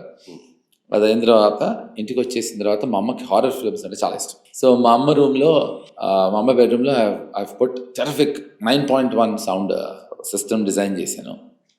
మీ ఇద్దరం రిమోట్స్ దూరం పెట్టేసి ఇద్దరం జాపనీస్ హారర్ ఫిల్మ్స్ చాలా బాగుంటాయి. లేదు అంటే చాలా బాగుంటాయి, చాలా చాలా బాగుంటాయి. సో ఏదో what ever it is, Japanese, English are what ever, ఒక హారర్ ఫిల్మ్ చూసిన తర్వాత మా మదర్ నిద్రపోతే అప్పుడు నా ఎడ్యుకేషన్ సంబంధించి నాకు పనికొచ్చే సినిమాను, డాక్యుమెంటరీను చూసి కంపల్సరీగా ఐ హ్యావ్ టు రీడ్, చదివి దెన్ ఐ స్లీప్. నాకు I love to even get up early. మామూలుగా నీకు లాంగ్ డ్రైవ్ ఇష్టం కదా? చాలా ఇష్టం. నేను మా అమ్మ షూటింగ్ ఉన్నప్పుడు హీరోయిన్ లేకుండా లేనప్పుడు కూడా వెళ్తారా? లేనప్పుడు ఉన్నప్పుడు, లేనప్పుడు కూడా అంటే అప్పుడు లేనప్పుడు వెళ్తావు. ఓకే, షూటింగ్ ఉన్నప్పుడు హీరోయిన్ తో కూడా లాంగ్ డ్రైవ్ కి వెళ్ళిన రోజులు ఉన్నాయి కదా? రోజులే కాదురా, రాత్రులు కూడా ఉంటాయి లాంగ్ డ్రైవ్. అదే లాంగ్ డ్రైవ్ రాత్రులే. ఇప్పుడు ఏంటి నువ్వు ఇది అడగంగానే అదే అంటానా? ఏంటిడా ఎవరు వెళ్ళావు, ఈ ట్రై చేశాడు, వర్కౌట్ అన్నయ్య ఎప్పుడు వెళ్దాం అన్నయ్య అన్నారు, అందుకని వర్కౌట్ అవ్వలేదు. డ్రైవింగ్ చేసేదాకా అసలు నీతో కూర్చోటం వాళ్ళకు కూడా నీతో వచ్చారు. వీడంటే నన్ను ఎలాగైనా ఇరికిచ్చేద్దామని. అది అది పెద్ద ప్రశ్నలు అడుగుతావు. హీరోవే కదరా, హీరోయిన్ పెద్ద పెద్ద పెద్ద పెద్ద దాన్ని నన్ను ఇరికిచ్చేద్దామని. ఇరికించేటంటే తెలుగు ఇరుక్కుంటావేంటి? అలా ఇరుగ్గానే ఉండాలని ఉంటుంది కానీ కుదరదు కదరా. ఎందుకంటే నీతో ఆ డిస్కషన్ మొదలెట్టారంటే వాళ్ళకి ఎంత కాదు. నాకు ఒక రూల్ ఉందిరా, అంటే where profession involves personal life should not come. Where there is personal life, professional లైఫ్ని ఇన్వాల్వ్ చేయకూడదు. నేను నా పనిచేసిన అందరు హీరోయిన్స్కి నేను చాలా బెస్ట్ ఫ్రెండ్. ఎందుకు అంటే we have always been very clear, we just friends, let's have some good time, let's enjoy each other's company, తప్ప ప్రెషర్ ఉండదు. కానీ ఒకే ఒకసారి క్లారిటీ మిస్ అయ్యావు. చెప్పు, పేరు చెప్తారా? చెప్పట్లేదు, హీరోయిన్ పెళ్లి చేసుకున్నావు కదా. ఈ ఒక్క విషయంలో నాకు నువ్వు క్లారిటీ ఇస్తే, నాకు కూడా చాలా మంది చెప్పారు ఈ విషయం. ఏంటది? ఇదే విషయం నువ్వు చెప్పింది. ఏమని? ఇప్పుడు ఏం చెప్పాను? హీరోయిన్ పెళ్లి చేసుకున్నా, నాకు కూడా అదే చెప్పారు. నువ్వు అలాగే ఎదురు ఎక్కేస్తా నేనేం కాదురా, చేసుకున్నావు లేదా? మీదొట్టు చేసుకోలేదు. ప్రతి హీరోయిన్ ని పెళ్లి చేసుకుందాం అని పర్సనల్ లైఫ్ లో అనుకుని ఉంటాను. కాదు కాదు, ఫైనల్ గా అంటే దాన్ని అయిపోయింది. ఇవాళ తర్వాత ఇంకా ఇది నా జీవితం ముగుతున్నాయండి. చేసుకున్నావు కదా లేదా? అది నాకు కూడా చెప్తే, ఇల్లు ఎక్కడో చెప్తే నేను వెళ్ళి కొంచెం కాపురాలు గట్రా చేసి పెట్టచ్చు కదరా. రవిగడికి చేసేవు పెళ్లి, రవితేజ పెళ్లి నువ్వే చేసేవా? కాళీగడి కన్యాదానం చేసాడు. సరే, ఇప్పుడు అది క్వశ్చన్ అవాయిడ్ చేయటం ఏంటి? రవితేజకి పెళ్లి చేసి కాళీగడికి కన్యాదానం చేసాడు. అవును, నాకు కూడా చేయొచ్చుగా. చేస్తా. అరే కాళ్ళు గడకపోయినా పెళ్లి చేయరా? పెళ్లి చేస్తాలే, చెప్పు. కాదురా, నువ్వు పెళ్లి చేయమని అడుగుతాను. ఇద్దరు అడ్రస్ అయినా ఇవ్వు, వెళ్ళి కాపురం చేసుకుంటా. అదే మన అదే పెళ్లి అయినా చేయి. సావిత్ర శ్రీదేవి సినిమా ఏదో ఉంది కదా. నాకు నిజంగా ఇద్దరు ఇష్టమైన హీరోయిన్లే. అవును, శ్రీదేవి సినిమా నువ్వు డైరెక్టర్ కదా సినిమా? నేను కాదురా, శ్రీదేవి సినిమాకి కిరణ్ అనే అబ్బాయి డైరెక్టర్. శ్రీదేవి సినిమాకి కిరణ్ అనే అబ్బాయి డైరెక్టర్. నువ్వు హీరో కదా, నేను అమ్మని చేసుకున్నావు కదా. సినిమాలో చేసుకుంటేనే భార్య అవుతుందిరా, సినిమాల్లో పెళ్ళి అవుతుంది కదా ఇద్దరికి. మా ఇద్దరికి పెళ్ళి అవడం ఏంటి? పెళ్ళి అవుతేనే పక్కింటి అబ్బాయి లైన్ వేస్తాడు, అది కదా. సరే అయితే వదిలే, ఎందుకంటే అక్కడికే వచ్చేవాడు షూటింగ్. నువ్వు అవును షూటింగ్ వచ్చే కాదు, విజయ్ మధ్య నా మధ్య ఇరుక్కుపోయావు ఒకసారి. విజయ్కి నాకు మధ్యలో ఇరుక్కుపోయావు డేట్లు. అవును, డైనమైట్. నేను టైటిల్ వినగానే చాలా చండాలంగా ఉంది, పేరు మార్చి విజయ్. నువ్వు డైరెక్ట్ చేసావు కదా. నేను దానికి additional screen play, additional dialogues. Kiran అనే అబ్బాయి డైరెక్టర్. దాన్ని ఆ సినిమా ఆగిపోయిందా? ఫినిష్ అయింది కదా. ఆపేసాం. ఫస్ట్ వెళ్ళావాలా? నీకా? నాకెందుకు కావాలి? నీకు 2 సార్లు అయింది. చాలా సార్లు అయింది సినిమాలో. వీడి జీవిత సత్యం ఒకసారి నాకు అర్థమైంది. వీడు కరోనాకు వచ్చాడు. కరోనా టైంలో ఓ పోన్లే అంటే నేను ఎప్పుడు అలాగే అనేవాడిని, అందరికీ కరోనా వచ్చింది, వీడు కరోనాకి వచ్చాడు. వచ్చినప్పుడు నేను వీడికి ఫోన్ చేశా, ఎరా రవి ఎలా ఉన్నావు, చాలా బ్యాడ్గా ఉందిరా అన్నాడు. దేనికి రా అన్న, అంటే కొంచెం ఏమన్నా అనారోగ్యంగా ఫీల్ అవుతున్నావా, లేకపోతే ఏదన్నా, అవంతా కాదురా, మా ఇంట్లో వాళ్ళు చాలా ఎంజాయ్ చేస్తున్నారు రా అన్నాడు. దేనికి రా అన్న, రూమ్లో పెట్టి నన్ను సపరేట్గా పెట్టేశారంటే, అదేరా మరి వ్యాధి వ్యాపించకూడదని అంటే, కాదురా ఫుడ్ బయట పెట్టి వాళ్ళు వేరే రూమ్లోకి వెళ్ళిందిరా, తలుపు తీయమంటున్నారా, ఇప్పుడు నా గురించి నాకు అర్థమైందిరా అని అప్పుడు నాకు వచ్చి సలహా ఇచ్చాడు, పెళ్లి చేసుకోకరా లైఫ్లో. వదిలేరు వినండి మరి. అయినా చేసుకున్నావు సరే, వద్దులే అంత, నేను దాన్ని స్ట్రెస్ నువ్వు స్ట్రెస్ చేయరా, మనం ఎందుకు వదిలేయటం, ఎందుకు ఏదన్నా సరే వాళ్ళే చెప్పావు, చేసుకోలేదు. ఓకే అయిపోయింది, చేయొచ్చు కదా. చేస్తా. ఇదిగో నీకు ఇంట్రెస్ట్ ఉందా? డబుల్ ఇంట్రెస్ట్ ఉందా? మండే ట్యూస్డే వెనస్డే 3 పెళ్ళిళ్ళు చేయి నాకు. కాదు, నిజంగా చేసుకుంటా. చేయరా, నువ్వు చూడవా సంబంధం చూసి నీకెందుకు? మనకి లైఫ్లో పాడ్కాస్ట్ ప్రమాణంగా రాజా రవీంద్ర పాడ్కాస్ట్ మీద ప్రమాణంగా నాకు వాడి రవితేజకి ఎలా అయితే పెళ్లి చేశాడో, కన్యాదానం చేసి కాళ్ళు గడికి కన్యాదానం చేశాడు. రవి నేను వీడు కూడా మంచి స్నేహితులు, వాడు రవి వీడు రవి, తను రవితేజ రాజా రవీంద్ర నేను మంచి మిత్రులు అవటం వల్ల ఒక వాడిని చాలా ఇళ్ళ వాడిని చేసావు, నన్ను ఒక ఇంటి వాడిని చేయలేదు. అల్లుడిని చేసుకోవాలి కాళ్ళు గడికి, అదే నన్ను ఒక ఇంటి వాడిని చేయలే. అలాగే నీకు ఆల్రెడీ పెద్ద ఇల్లు ఉందిగా, అదే పోనీ ఇంటి దాన్ని చేయరా, ఒక ఇంటి దాన్ని చూసావు. ఇప్పుడు ఇదేంటంటే వాడికి ఆ ప్రశ్నలకి చివరికి వచ్చాడు కాబట్టి ముగించే ముందర ఒక విషాదంతో ముగిద్దామని ప్రయత్నించాడు. నాకు అసలు నేను విషాదంలో అసలు అది ఎవరి వల్ల కానీ నాకు అసలు అటువంటి ఇంటెన్షన్ ఏముండదు. అరే కాబట్టే ఇంత హ్యాపీగా నేను అంటే నువ్వు అప్పుడుకి ఇప్పుడు కొంత మెచ్యూరిటీ వచ్చింది మనకు కూడా మధ్యలో అని మనం అనుకుంటున్నాను రోహిత్, అది ప్రపంచం అనుకోవాలి, మనం అనుకుంటే మనకి తెలుస్తూ ఉంటుంది, రియాక్షన్ ఉంటుంది. ఒకటి ఎవడన్నా ఏదైనా మనకు చేస్తే మనకు రియాక్షన్ వస్తుంది, అది తగ్గిపోయింది. అది మనకు తెలుసు కదా. వీడు అంత మంచివాడంటే ఒకసారి నాకు అర్జెంట్గా ఫోన్ చేసేసి, నువ్వు అర్జెంటుగా అరగంటలో మా ఇంటికి వచ్చేయన్నాడు. ఎక్కడరా అంటే వీడు అంటే ఇప్పుడు వేరే చోట ఉంటున్నాడు, ఇదివరకు అక్కడ ఉండేవాడు, ఆ ఫ్లాట్ ఇప్పుడు ఆఫీస్ కింద పెట్టుకున్నాడు. ఇప్పుడు అదేనా ఆఫీసు? దేనికి రా అన్న, నువ్వు అర్జెంటుగా వచ్చే, నేను చెప్తున్నాను నువ్వు అరగంటలో ఇక్కడ ఉండాలి. అంత హడావుడిగా అర్జెంటుగా వీడు కంగారు పడి పెట్టే మనస్తత్వం కాదు. గబగబా వెళ్ళా, వాడు వస్తూ ఫోటో తీసుకొచ్చుకొనేది, అమ్మది ఫోటో తీసుకురా అన్నాడు. మా అమ్మది నాది ఫోటో తీసుకురమ్మన్నాడు. గుర్తుందా నీకు? ఇది గుర్తులేదు, మంచి గుర్తుండదు, లాస్ట్లో గుర్తొస్తుంది. అంటే మంచి తక్కువ చేస్తావు కదా, ఎక్కువ గుర్తుంటాయి అనుకున్నా. ఎపిసోడ్ మొత్తం కాదురా, మంచి తక్కువ చేసినప్పుడు ఎక్కువ గుర్తుండు నాకు. అవును. సో అక్కడి నుంచి ఇంటికి వచ్చా. వీడి ఇంటికి రాగానే నీకు గుర్తు, ఆయన ఎవరో వచ్చారా, చాలా అంటే ఈ suppose to be very good Surya గారు. సూర్య గారు, కరెక్ట్. Okay okay. సో అంటే గురుగారు ఎంత మంచి విషయం అంటే ఇప్పుడు అది చాలా మంది నమ్మచ్చు, నమ్మకపోవచ్చు. ఇక్కడ నమ్మకంతో సంబంధం లేదు. ఇక్కడ వాడు సెల్ఫిష్ కాదు అనే ఉద్దేశం చెప్పడం కోసం ఇప్పుడు ఆయన గురువు గారు అన్నాడు కదా, సో ఆయన ఫిలాసఫీయరా రమణ మహర్షి గారి గురించి. ఆయన ఏంటంటే ఒక మనిషిని చూసినా, ఒక ఫోటో చూసినా వాళ్ళ గురించి ఒక అనాలిసిస్ ఇచ్చి, అంతేగాని ఆయన ఏదో మళ్ళీ బాబాలా కాదు అసలు, అంటే బాబాలు తప్పని కాదు, అలా కాదు. ఆయన highly educated, is like a normal person. ఆయన అపాయింట్మెంట్ కోసం నెలల తరబడి జనాభా వెయిట్ చేస్తారు, నాకు తెలియని కూడా తెలియదు. వీడి ఫ్లాట్లో ఉండటం వల్ల వీడిని ఆబ్లిగేషన్, వీడు నా కోసం నేను చక్రిని పిలుస్తాను, ఒకసారి చూడండి వాడు పిచ్చి అన్న తగ్గుతుందేమో అని వీడు పిలిచినట్టు. నీకు పిచ్చలేదు, నాకేదో పని మంచి చేద్దామని ఒక సదుద్దేశంతో పిలిచాడు. So that was a very sweet gesture Ravi. That was very, ఇప్పుడు దానివల్ల లాభం జరిగిందా నష్టం జరిగిందా నాకు తెలియదు, అది పక్కకి వెళ్తే ఆ జెస్చర్ రా. నాకు అన్నీ రవి ఉన్నాడు ఆ రోజు ఆఫీస్లో, షాక్ అయిపోయాడు. ఏమంటే ఇక్కడ మేము ఇక్కడికి ఇంతసేపు నుంచి దొప్పించుకుంటున్నాము, ఇతనేంటి మిమ్మల్ని పిలిచాడు అని.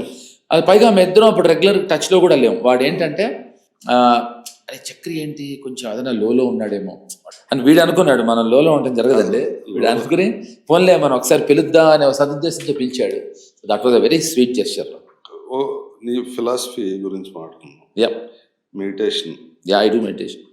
అంటే ఒక గురువు అనే ఎవరన్నా ఉన్నారా? అంటే ఒక ఫిలాసఫీ అంటే ఈ మెడిటేషన్లో చాలా రకాలు ఉంటాయి కదా. నేను అంటే నాకు బేసిక్గా నేను వివేకానంద, రామకృష్ణ పరమహంస గారు, వివేకానంద గారు, బేసికలీ వివేకానంద గారు, నేను హీ వాజ్ మై, అదే చెప్పా కదా, ఎట్ ద ఏజ్ ఆఫ్ 8 మా నాన్నగారిని అప్పుడు తిట్టుకునేవాడిని. బట్ ఇప్పుడు నాకు అది it's really been a great help. So meditation అనేది I started at that point of time. తర్వాత నేను Osho books, I read all his books. నన్ను చాలా ఇన్స్పైర్ చేశాడు ఆయన చాలా విషయాలు. పైగా చదివితే మర్చిపోయే రకం కాదు. కాదు ఆయన, పైగా ఆయన కాదురా, నేను మర్చిపోయే రకం కాదు, ఆయన రాసేవి మర్చిపోం కూడా, అంత బాగుంటాయి.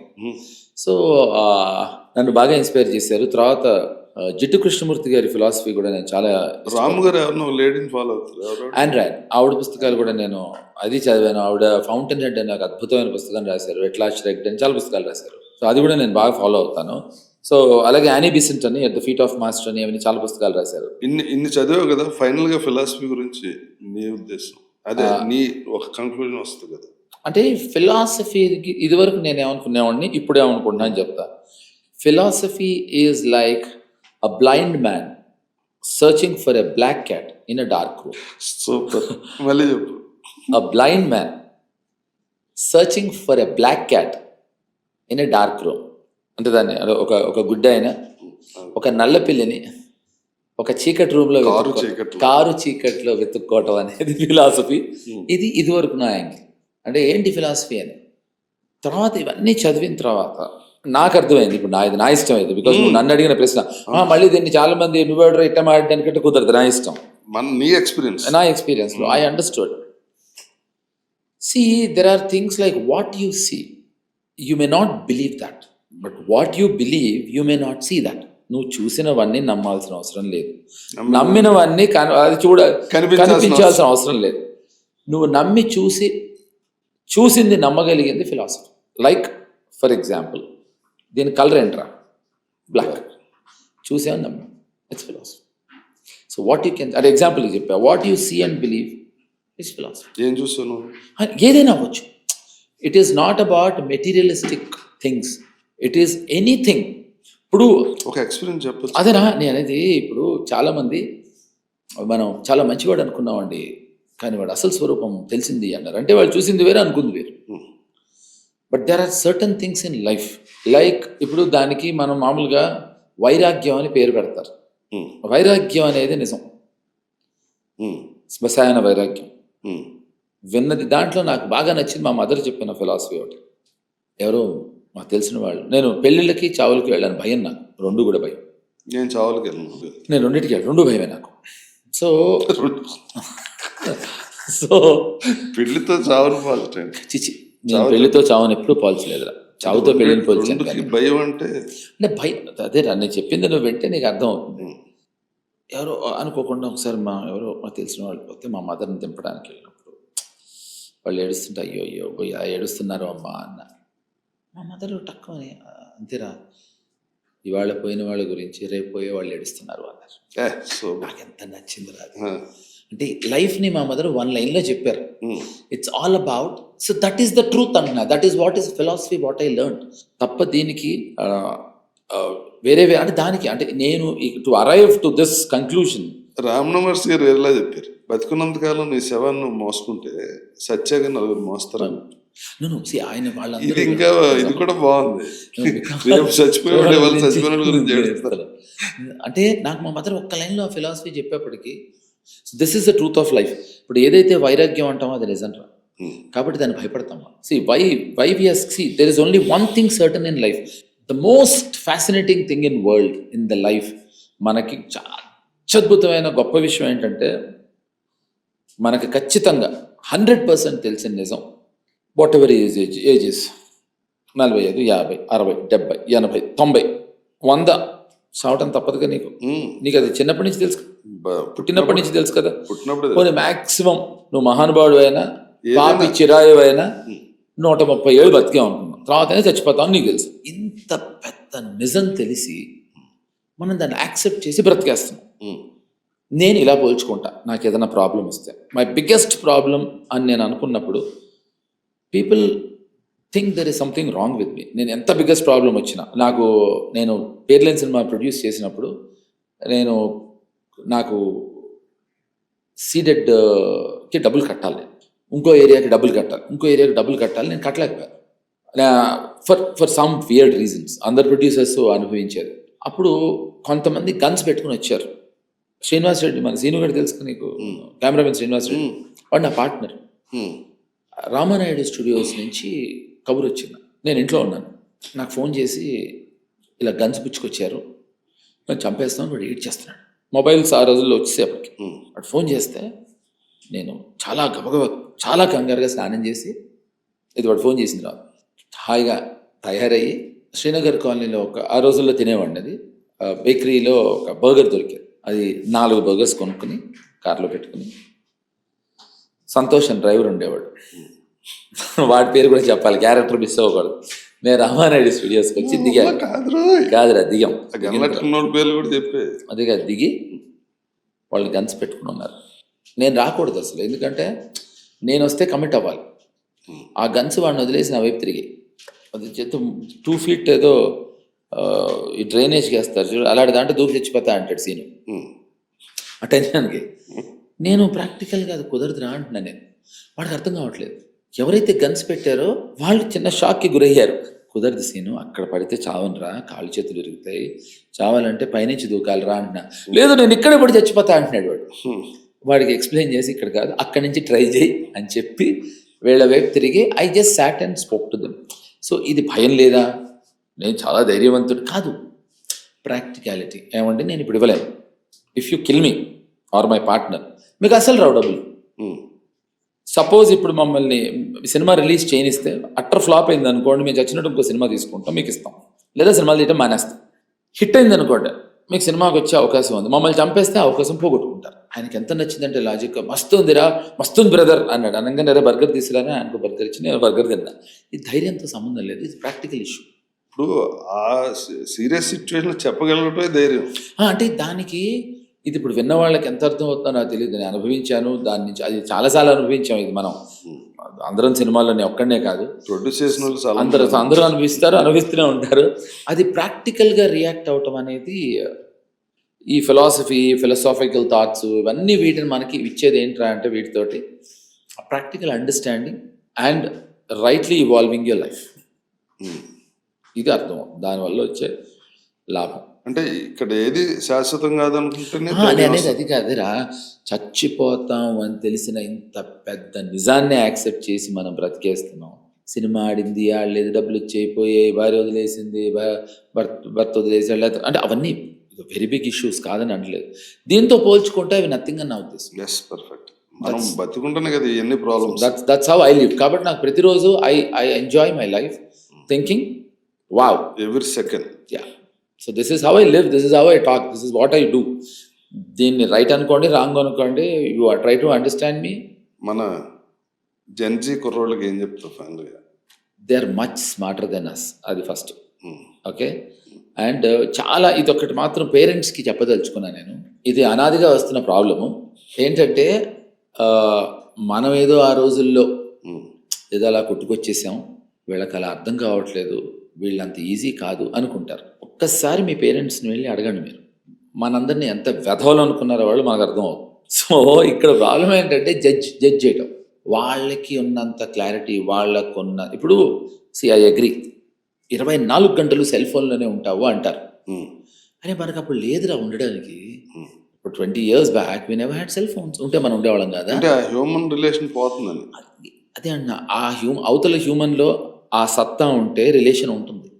So it is about your problem, not their problem. దాంట్లో వచ్చే కాంటెంట్ నీకన్నా నాకన్నా ఇంట్రెస్టింగ్గా ఉంటుంది, దాన్ని చూస్తారు. దానికన్నా నువ్వు ఎక్కువ ఎక్సైట్ చేయగలిగితే వాళ్ళు నీ వైపు వస్తారు. ఎగ్జైట్ చేయగలిగినంత టైం మనకు లేదు కదా. అదే అంటున్నా, మనం ఇవ్వట్లేదు. మనం ఇవ్వకుండా ఇప్పుడు you are not giving time to them and you ask them to give you time and don't get judgemental. డెఫినెట్గా ఆడపిల్లల తల్లిదండ్రులకి చాలా భయంగా ఉంటుంది, చాలా ఇన్సెక్యూర్గా ఫీల్ అవుతావు. ఏం కంటెంట్ చూసేస్తున్నారో తెలియట్లా. అదేరా, ఇప్పుడు నువ్వు ఎంత ఎక్కువ నువ్వే అంటావో అంత ఎక్కువ చేస్తారు. రెబెలియస్ నేచర్ వస్తుంది. అరే వాళ్ళు బాగుపడాలా బాగుపడకూడదా వాళ్ళకున్నంత ఐడియా మనకు లేదు. అండ్ నువ్వు చూడు, ఇప్పుడు వచ్చే ఈ కొత్త కొత్త టెక్నాలజీ ఇవన్నీ వాళ్ళే నాకు కనుక్కునేది. మనం ఎక్కడ కనుక్కున్నాం చెప్పు? So I think you should respect them. కొత్త టెక్నాలజీ అంటున్నావు కదా, యా, ఏ గురించి చెప్పు. ఎస్, మా గురువు గారిని ఏ గురించి వీడు చాలా మాట్లాడే వీడు ఏవేవో అడిగేశాడు. ఇప్పుడు నేను నిన్న ఒక ప్రశ్న అడుగుతా, ఏఐ ఎప్పుడు వచ్చిందంటావు? ఆర్టిఫిషియల్ నాకంత నాలెడ్జ్ లేదు. నిన్ను ప్రశ్నించట్లేదు. నీకు అందినంత వరకు, నీకు తెలిసినంత వరకు ఎంతకాలం అయి ఉండొచ్చు? కొత్తగానే ఈ మధ్య కాలంలో ఎంతకాలం అయి ఉండొచ్చు? 1 or 2 years అని వచ్చాం. 4 years అనుకో. ఏఐ 1928లో వచ్చింది. AI has come into existence in 1928. Okay. ఏఐతో ఫస్ట్ తీసిన సినిమా పేరు మెట్రోపాలిస్. Artificial intelligence. దాన్ని డైరెక్ట్ చేసిన అతని పేరు ఫ్రాంక్. ఓకే, 1928లో వచ్చింది. మనకి ఇప్పుడు మనం కళ్ళు తెరిచి గబుక్కున అరే చార్మినార్ కొత్తగా కట్టారా అన్నట్టుంది. అది చార్మినార్ ఎప్పటి నుంచి ఉంది? 400 ఏళ్ళ నుంచి ఉంది చార్మినార్. అలా 1928 ఇస్ వాట్. అండ్ దీన్ని బాగా ఎక్స్టెన్సివ్గా వాడినది రిడ్లీ స్కాట్. ఓకే, దాని తర్వాత దాన్ని బాగా వాడింది అవతారు జేమ్స్ కెమెరన్ డైరెక్టర్. 2000లో అది వచ్చింది. 2001లోనో 2లోనో, అంటే ఇమాజిన్ చేయి, 2001 and 2 24 years బ్యాక్ ఓ సినిమా వచ్చింది, దాని పేరు ఏఐ. దాన్ని డైరెక్ట్ చేసిన అతని పేరు స్టీవెన్ స్పీల్బర్గ్. ఓకే. సో ఇక్కడ ప్రాబ్లం ఏంటంటే కొత్తగా వచ్చిన టెక్నాలజీ ఇది రావటం వల్ల everything is going to get done అనే ఒక భయం ఏర్పడు. ఇప్పుడు వాళ్ళు సినిమా వరకే వాడారు. ఇప్పుడు వీళ్ళు ఇప్పుడు లేటెస్ట్ గా మొత్తం అన్నిట్లో వాడేస్తున్నారు. అంటే ఈ కామర్స్ కాడి నుంచి మొత్తం కరెక్ట్, గవర్నమెంట్స్ 100%. దానివల్ల గుడ్ బ్యాడ్ అండ్ అగ్లీ అప్పుడు ఇప్పుడు ఎప్పుడు ఉంది. అరే ఏ కొత్త టెక్నాలజీ వచ్చినా ఒక ప్యానిక్ బటన్ వచ్చేస్తాం మనం, because that something new, first time you're experiencing, first time you're hearing it. But everything has to boil down to human emotion. అంటే చాలా మంది ఇప్పుడు మా బావ వాళ్ళు అమెరికాలో పనిచేసే కంపెనీలో 30,000 మంది తీశారు ఏ వల్ల. ఓకే, 30,000 ఇంకో దానికి వెళ్ళాలని టైం పడుతుంది కదా. అదే ప్యానిక్ అవడం రీజన్ అది. నేను 100% ఇక్కడ ఇప్పుడు ఇది డెవలప్ అయింది. బట్ వచ్చింది 1928లో. అది సినిమాల కోసమే రాలేదు, సినిమాలకి వాడారు. అంతేగాని ఏదైనా టెక్నాలజీ కనుక్కున్నప్పుడు ఇది పలానా ఒక్కదానికే అని అది క్రియేట్ చేయరు. So any technology which comes in is for universal ఎగ్జిస్టెన్స్కే వస్తుంది. అది దాన్ని ఆ ఫ్రాంక్ అనే అతను దాన్ని గ్రహించి గమనించి దాన్ని సినిమాకు వాడాడు. సో అది అప్పటికి తెలియలేదు. నేను చాలా కాలం అనుకున్నా, ఇప్పుడు ఆల్ఫ్రెడ్ హిచ్కాక్ అని చాలా గొప్ప డైరెక్టర్ ఉన్నారు. నేను చాలా కాలం ఏమనుకున్నా అంటే బర్డ్స్ అనే సినిమా వచ్చింది, అది ఎలా తీశారు అప్పుడు గ్రాఫిక్స్ లేవు, ఏఐ లేదు అనుకున్నా. తర్వాత I realised it's not AI, but they've used అంటే ఒరిజినల్ బర్డ్స్తో కొన్ని ఐరన్ బర్డ్స్ తయారు చేసి యూజ్ చేశారు. Necessity is mother of invention. ఏఐని ఇప్పుడు వాడుకునే అవకాశం, ఏఐని ఇప్పుడు వాడుకునే ప్రక్రియ, ఏఐని ఎన్ని రకాలుగా వాడుకోవచ్చు అని ఈ టెక్నాలజీ వల్ల ఈజీ అయిపోయింది. అప్పట్లో మొబైల్ ఫోన్స్ లేవు కనుక నీకు ఏఐ వాడటం తెలియదు. మొన్న న్యూస్ చదివా, ఒక రోబో డాన్స్ చేస్తా సడన్ గా దాటి అక్కడ ఉన్న ఒక 14 years 16 years అమ్మాయిని వెళ్ళి అభ్యర్థి గట్టిగా పట్టుకుని అవసరం.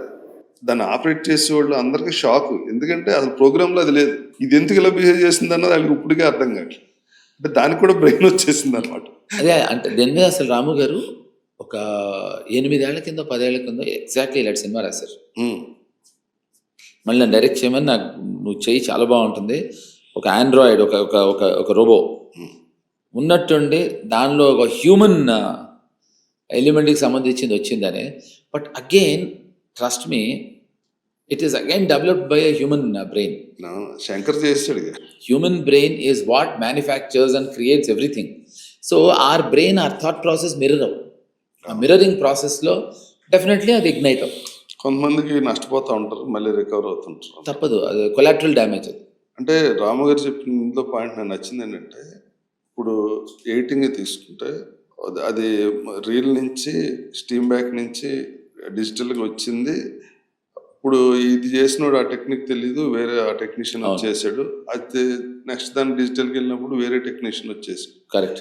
ఏఐకి అసలు టెక్నీషియన్ అవసరం లేదు, అసలు మనిషే అవసరం లేనప్పుడు ప్రాబ్లం వస్తుంది కదా అని ఆయన చెప్పింది. ఆయన చెప్పింది 100% కరెక్ట్. కానీ ఇక్కడ ఇంకో చిన్న విషయం ఉంది. చాట్ జీపీటీ ఉంది. ఉమ్, చాట్ జీపీటీకి నువ్వు ఒక ఇన్ఫర్మేషన్ ఇస్తే తప్పది క్రియేట్ చేయలేదు అంటున్నా. అవును. ఇప్పుడు నువ్వు ఏ టెక్నిక్ అయినా ఏ టెక్నాలజీ అయినా ప్రపంచవ్యాప్తంగా నువ్వు ఒక ఇన్ఫర్మేషన్ ఫీడ్ చేస్తే కానీ అది రియాక్ట్ అవ్వదు. అవును, ఆ ఇన్ఫర్మేషన్ నువ్వు ఫీడ్ చేస్తే ఆ అవతల టెక్నీషియన్ అక్కర్లేదు కదా. అవసరం లేదన్నా, కానీ ఆ ఇన్ఫర్మేషన్ ఫీడ్ చేయాల్సిన బుర్ర నీకు ఉండాలి. అది అందరికీ ఉంటుందా అనేది ఉంటది, వీడికి పనే ఉంటది అప్పుడు. అది కరెక్టేరా. అంటే కొలాటరల్ డ్యామేజ్ రా. డ్యామేజ్ ఒకటి వచ్చినప్పుడు డ్యామేజ్ డ్యామేజ్ ఉంటుంది. బట్ దానివల్ల ఐఎమ్ షూర్ ఈ జెన్జీ కిడ్స్కి నువ్వు చెప్పాల్సింది అడిగిన దానివల్ల వాళ్ళు ఈజీగా అడాప్ట్ చేసుకుని they will come up with something equally good, okay which వాళ్ళ సర్వైవల్ ఇన్స్టింక్ట్కి ప్రాబ్లం ఉండదు. యా, అరే ఏ టెక్నాలజీ వచ్చినా కూడా దాని రిపర్కేషన్స్ ఎలా ఉంటాయంటే వచ్చిన కొత్తల్లో ఆ హడావుడి ఆ హంగామా ఉంటుంది. తర్వాత ఇప్పుడు కరోనా మనకి టైఫాయిడ్ లాగా అయిపోలేదు. 2000 ఇయర్ తర్వాత కంప్యూటర్లో ఏదో ప్రాబ్లం వచ్చి మొత్తం ఫ్లైట్స్ గీట్స్ అని ఆగిపోతాయని చాలా కూడా చేసి. అవును, 20 సెకండ్స్ జీరో అని కంప్యూటర్ అప్పుడు రీడ్ చేయదు కనుక. అవును. సో అప్పుడు 20 సెకండ్స్ ఏదో ఆగిపోయి కంప్యూటర్స్, అది అవును, that was a major issue. Remember 2000లో మిలేనియం ఇయర్లో that was the problem. So అదే నథింగ్ స్టాప్స్. ఇది ఒకటి రావటం వల్ల ఒకటి ఆగిపోయి ఒకటి నాశనం అయిపోతుంది అనేది నథింగ్ స్టాప్స్. అంతే, it keeps on evolving, keeps on flows. ఎందుకంటే ఒక కొత్త హీరో రాగానే పాత హీరో అయిపోయాడని మనం ఎన్నిసార్లు వినలేదు. ఈ కొత్త హీరోనే అయిపోతున్నాడు కానీ పాత హీరో ఇంకా కొత్తగా ఉంటూనే ఉంటున్నాడు. సో అంతేనా, ఏదైనా అది హ్యూమన్ అయినా ఆండ్రాయిడ్ అయినా రోబో అయినా అంత. నెక్స్ట్ ఉషా కిరణ్ వాళ్ళదిరా, వాళ్ళది సినిమా పేరు డిఎం. అంటే డిఎం అది వాళ్ళు ఇంకా రివీల్ చేస్తారా మొత్తం టైటిల్. దేస్ ఎ టైటిల్, ప్రస్తుతానికి దాన్ని డిఎం అంటున్నారు. Terrific film, terrific director. నాకు ఎందుకో మా వంశీగాడు గుర్తొస్తున్నాడు అబ్బాయిని చూస్తే.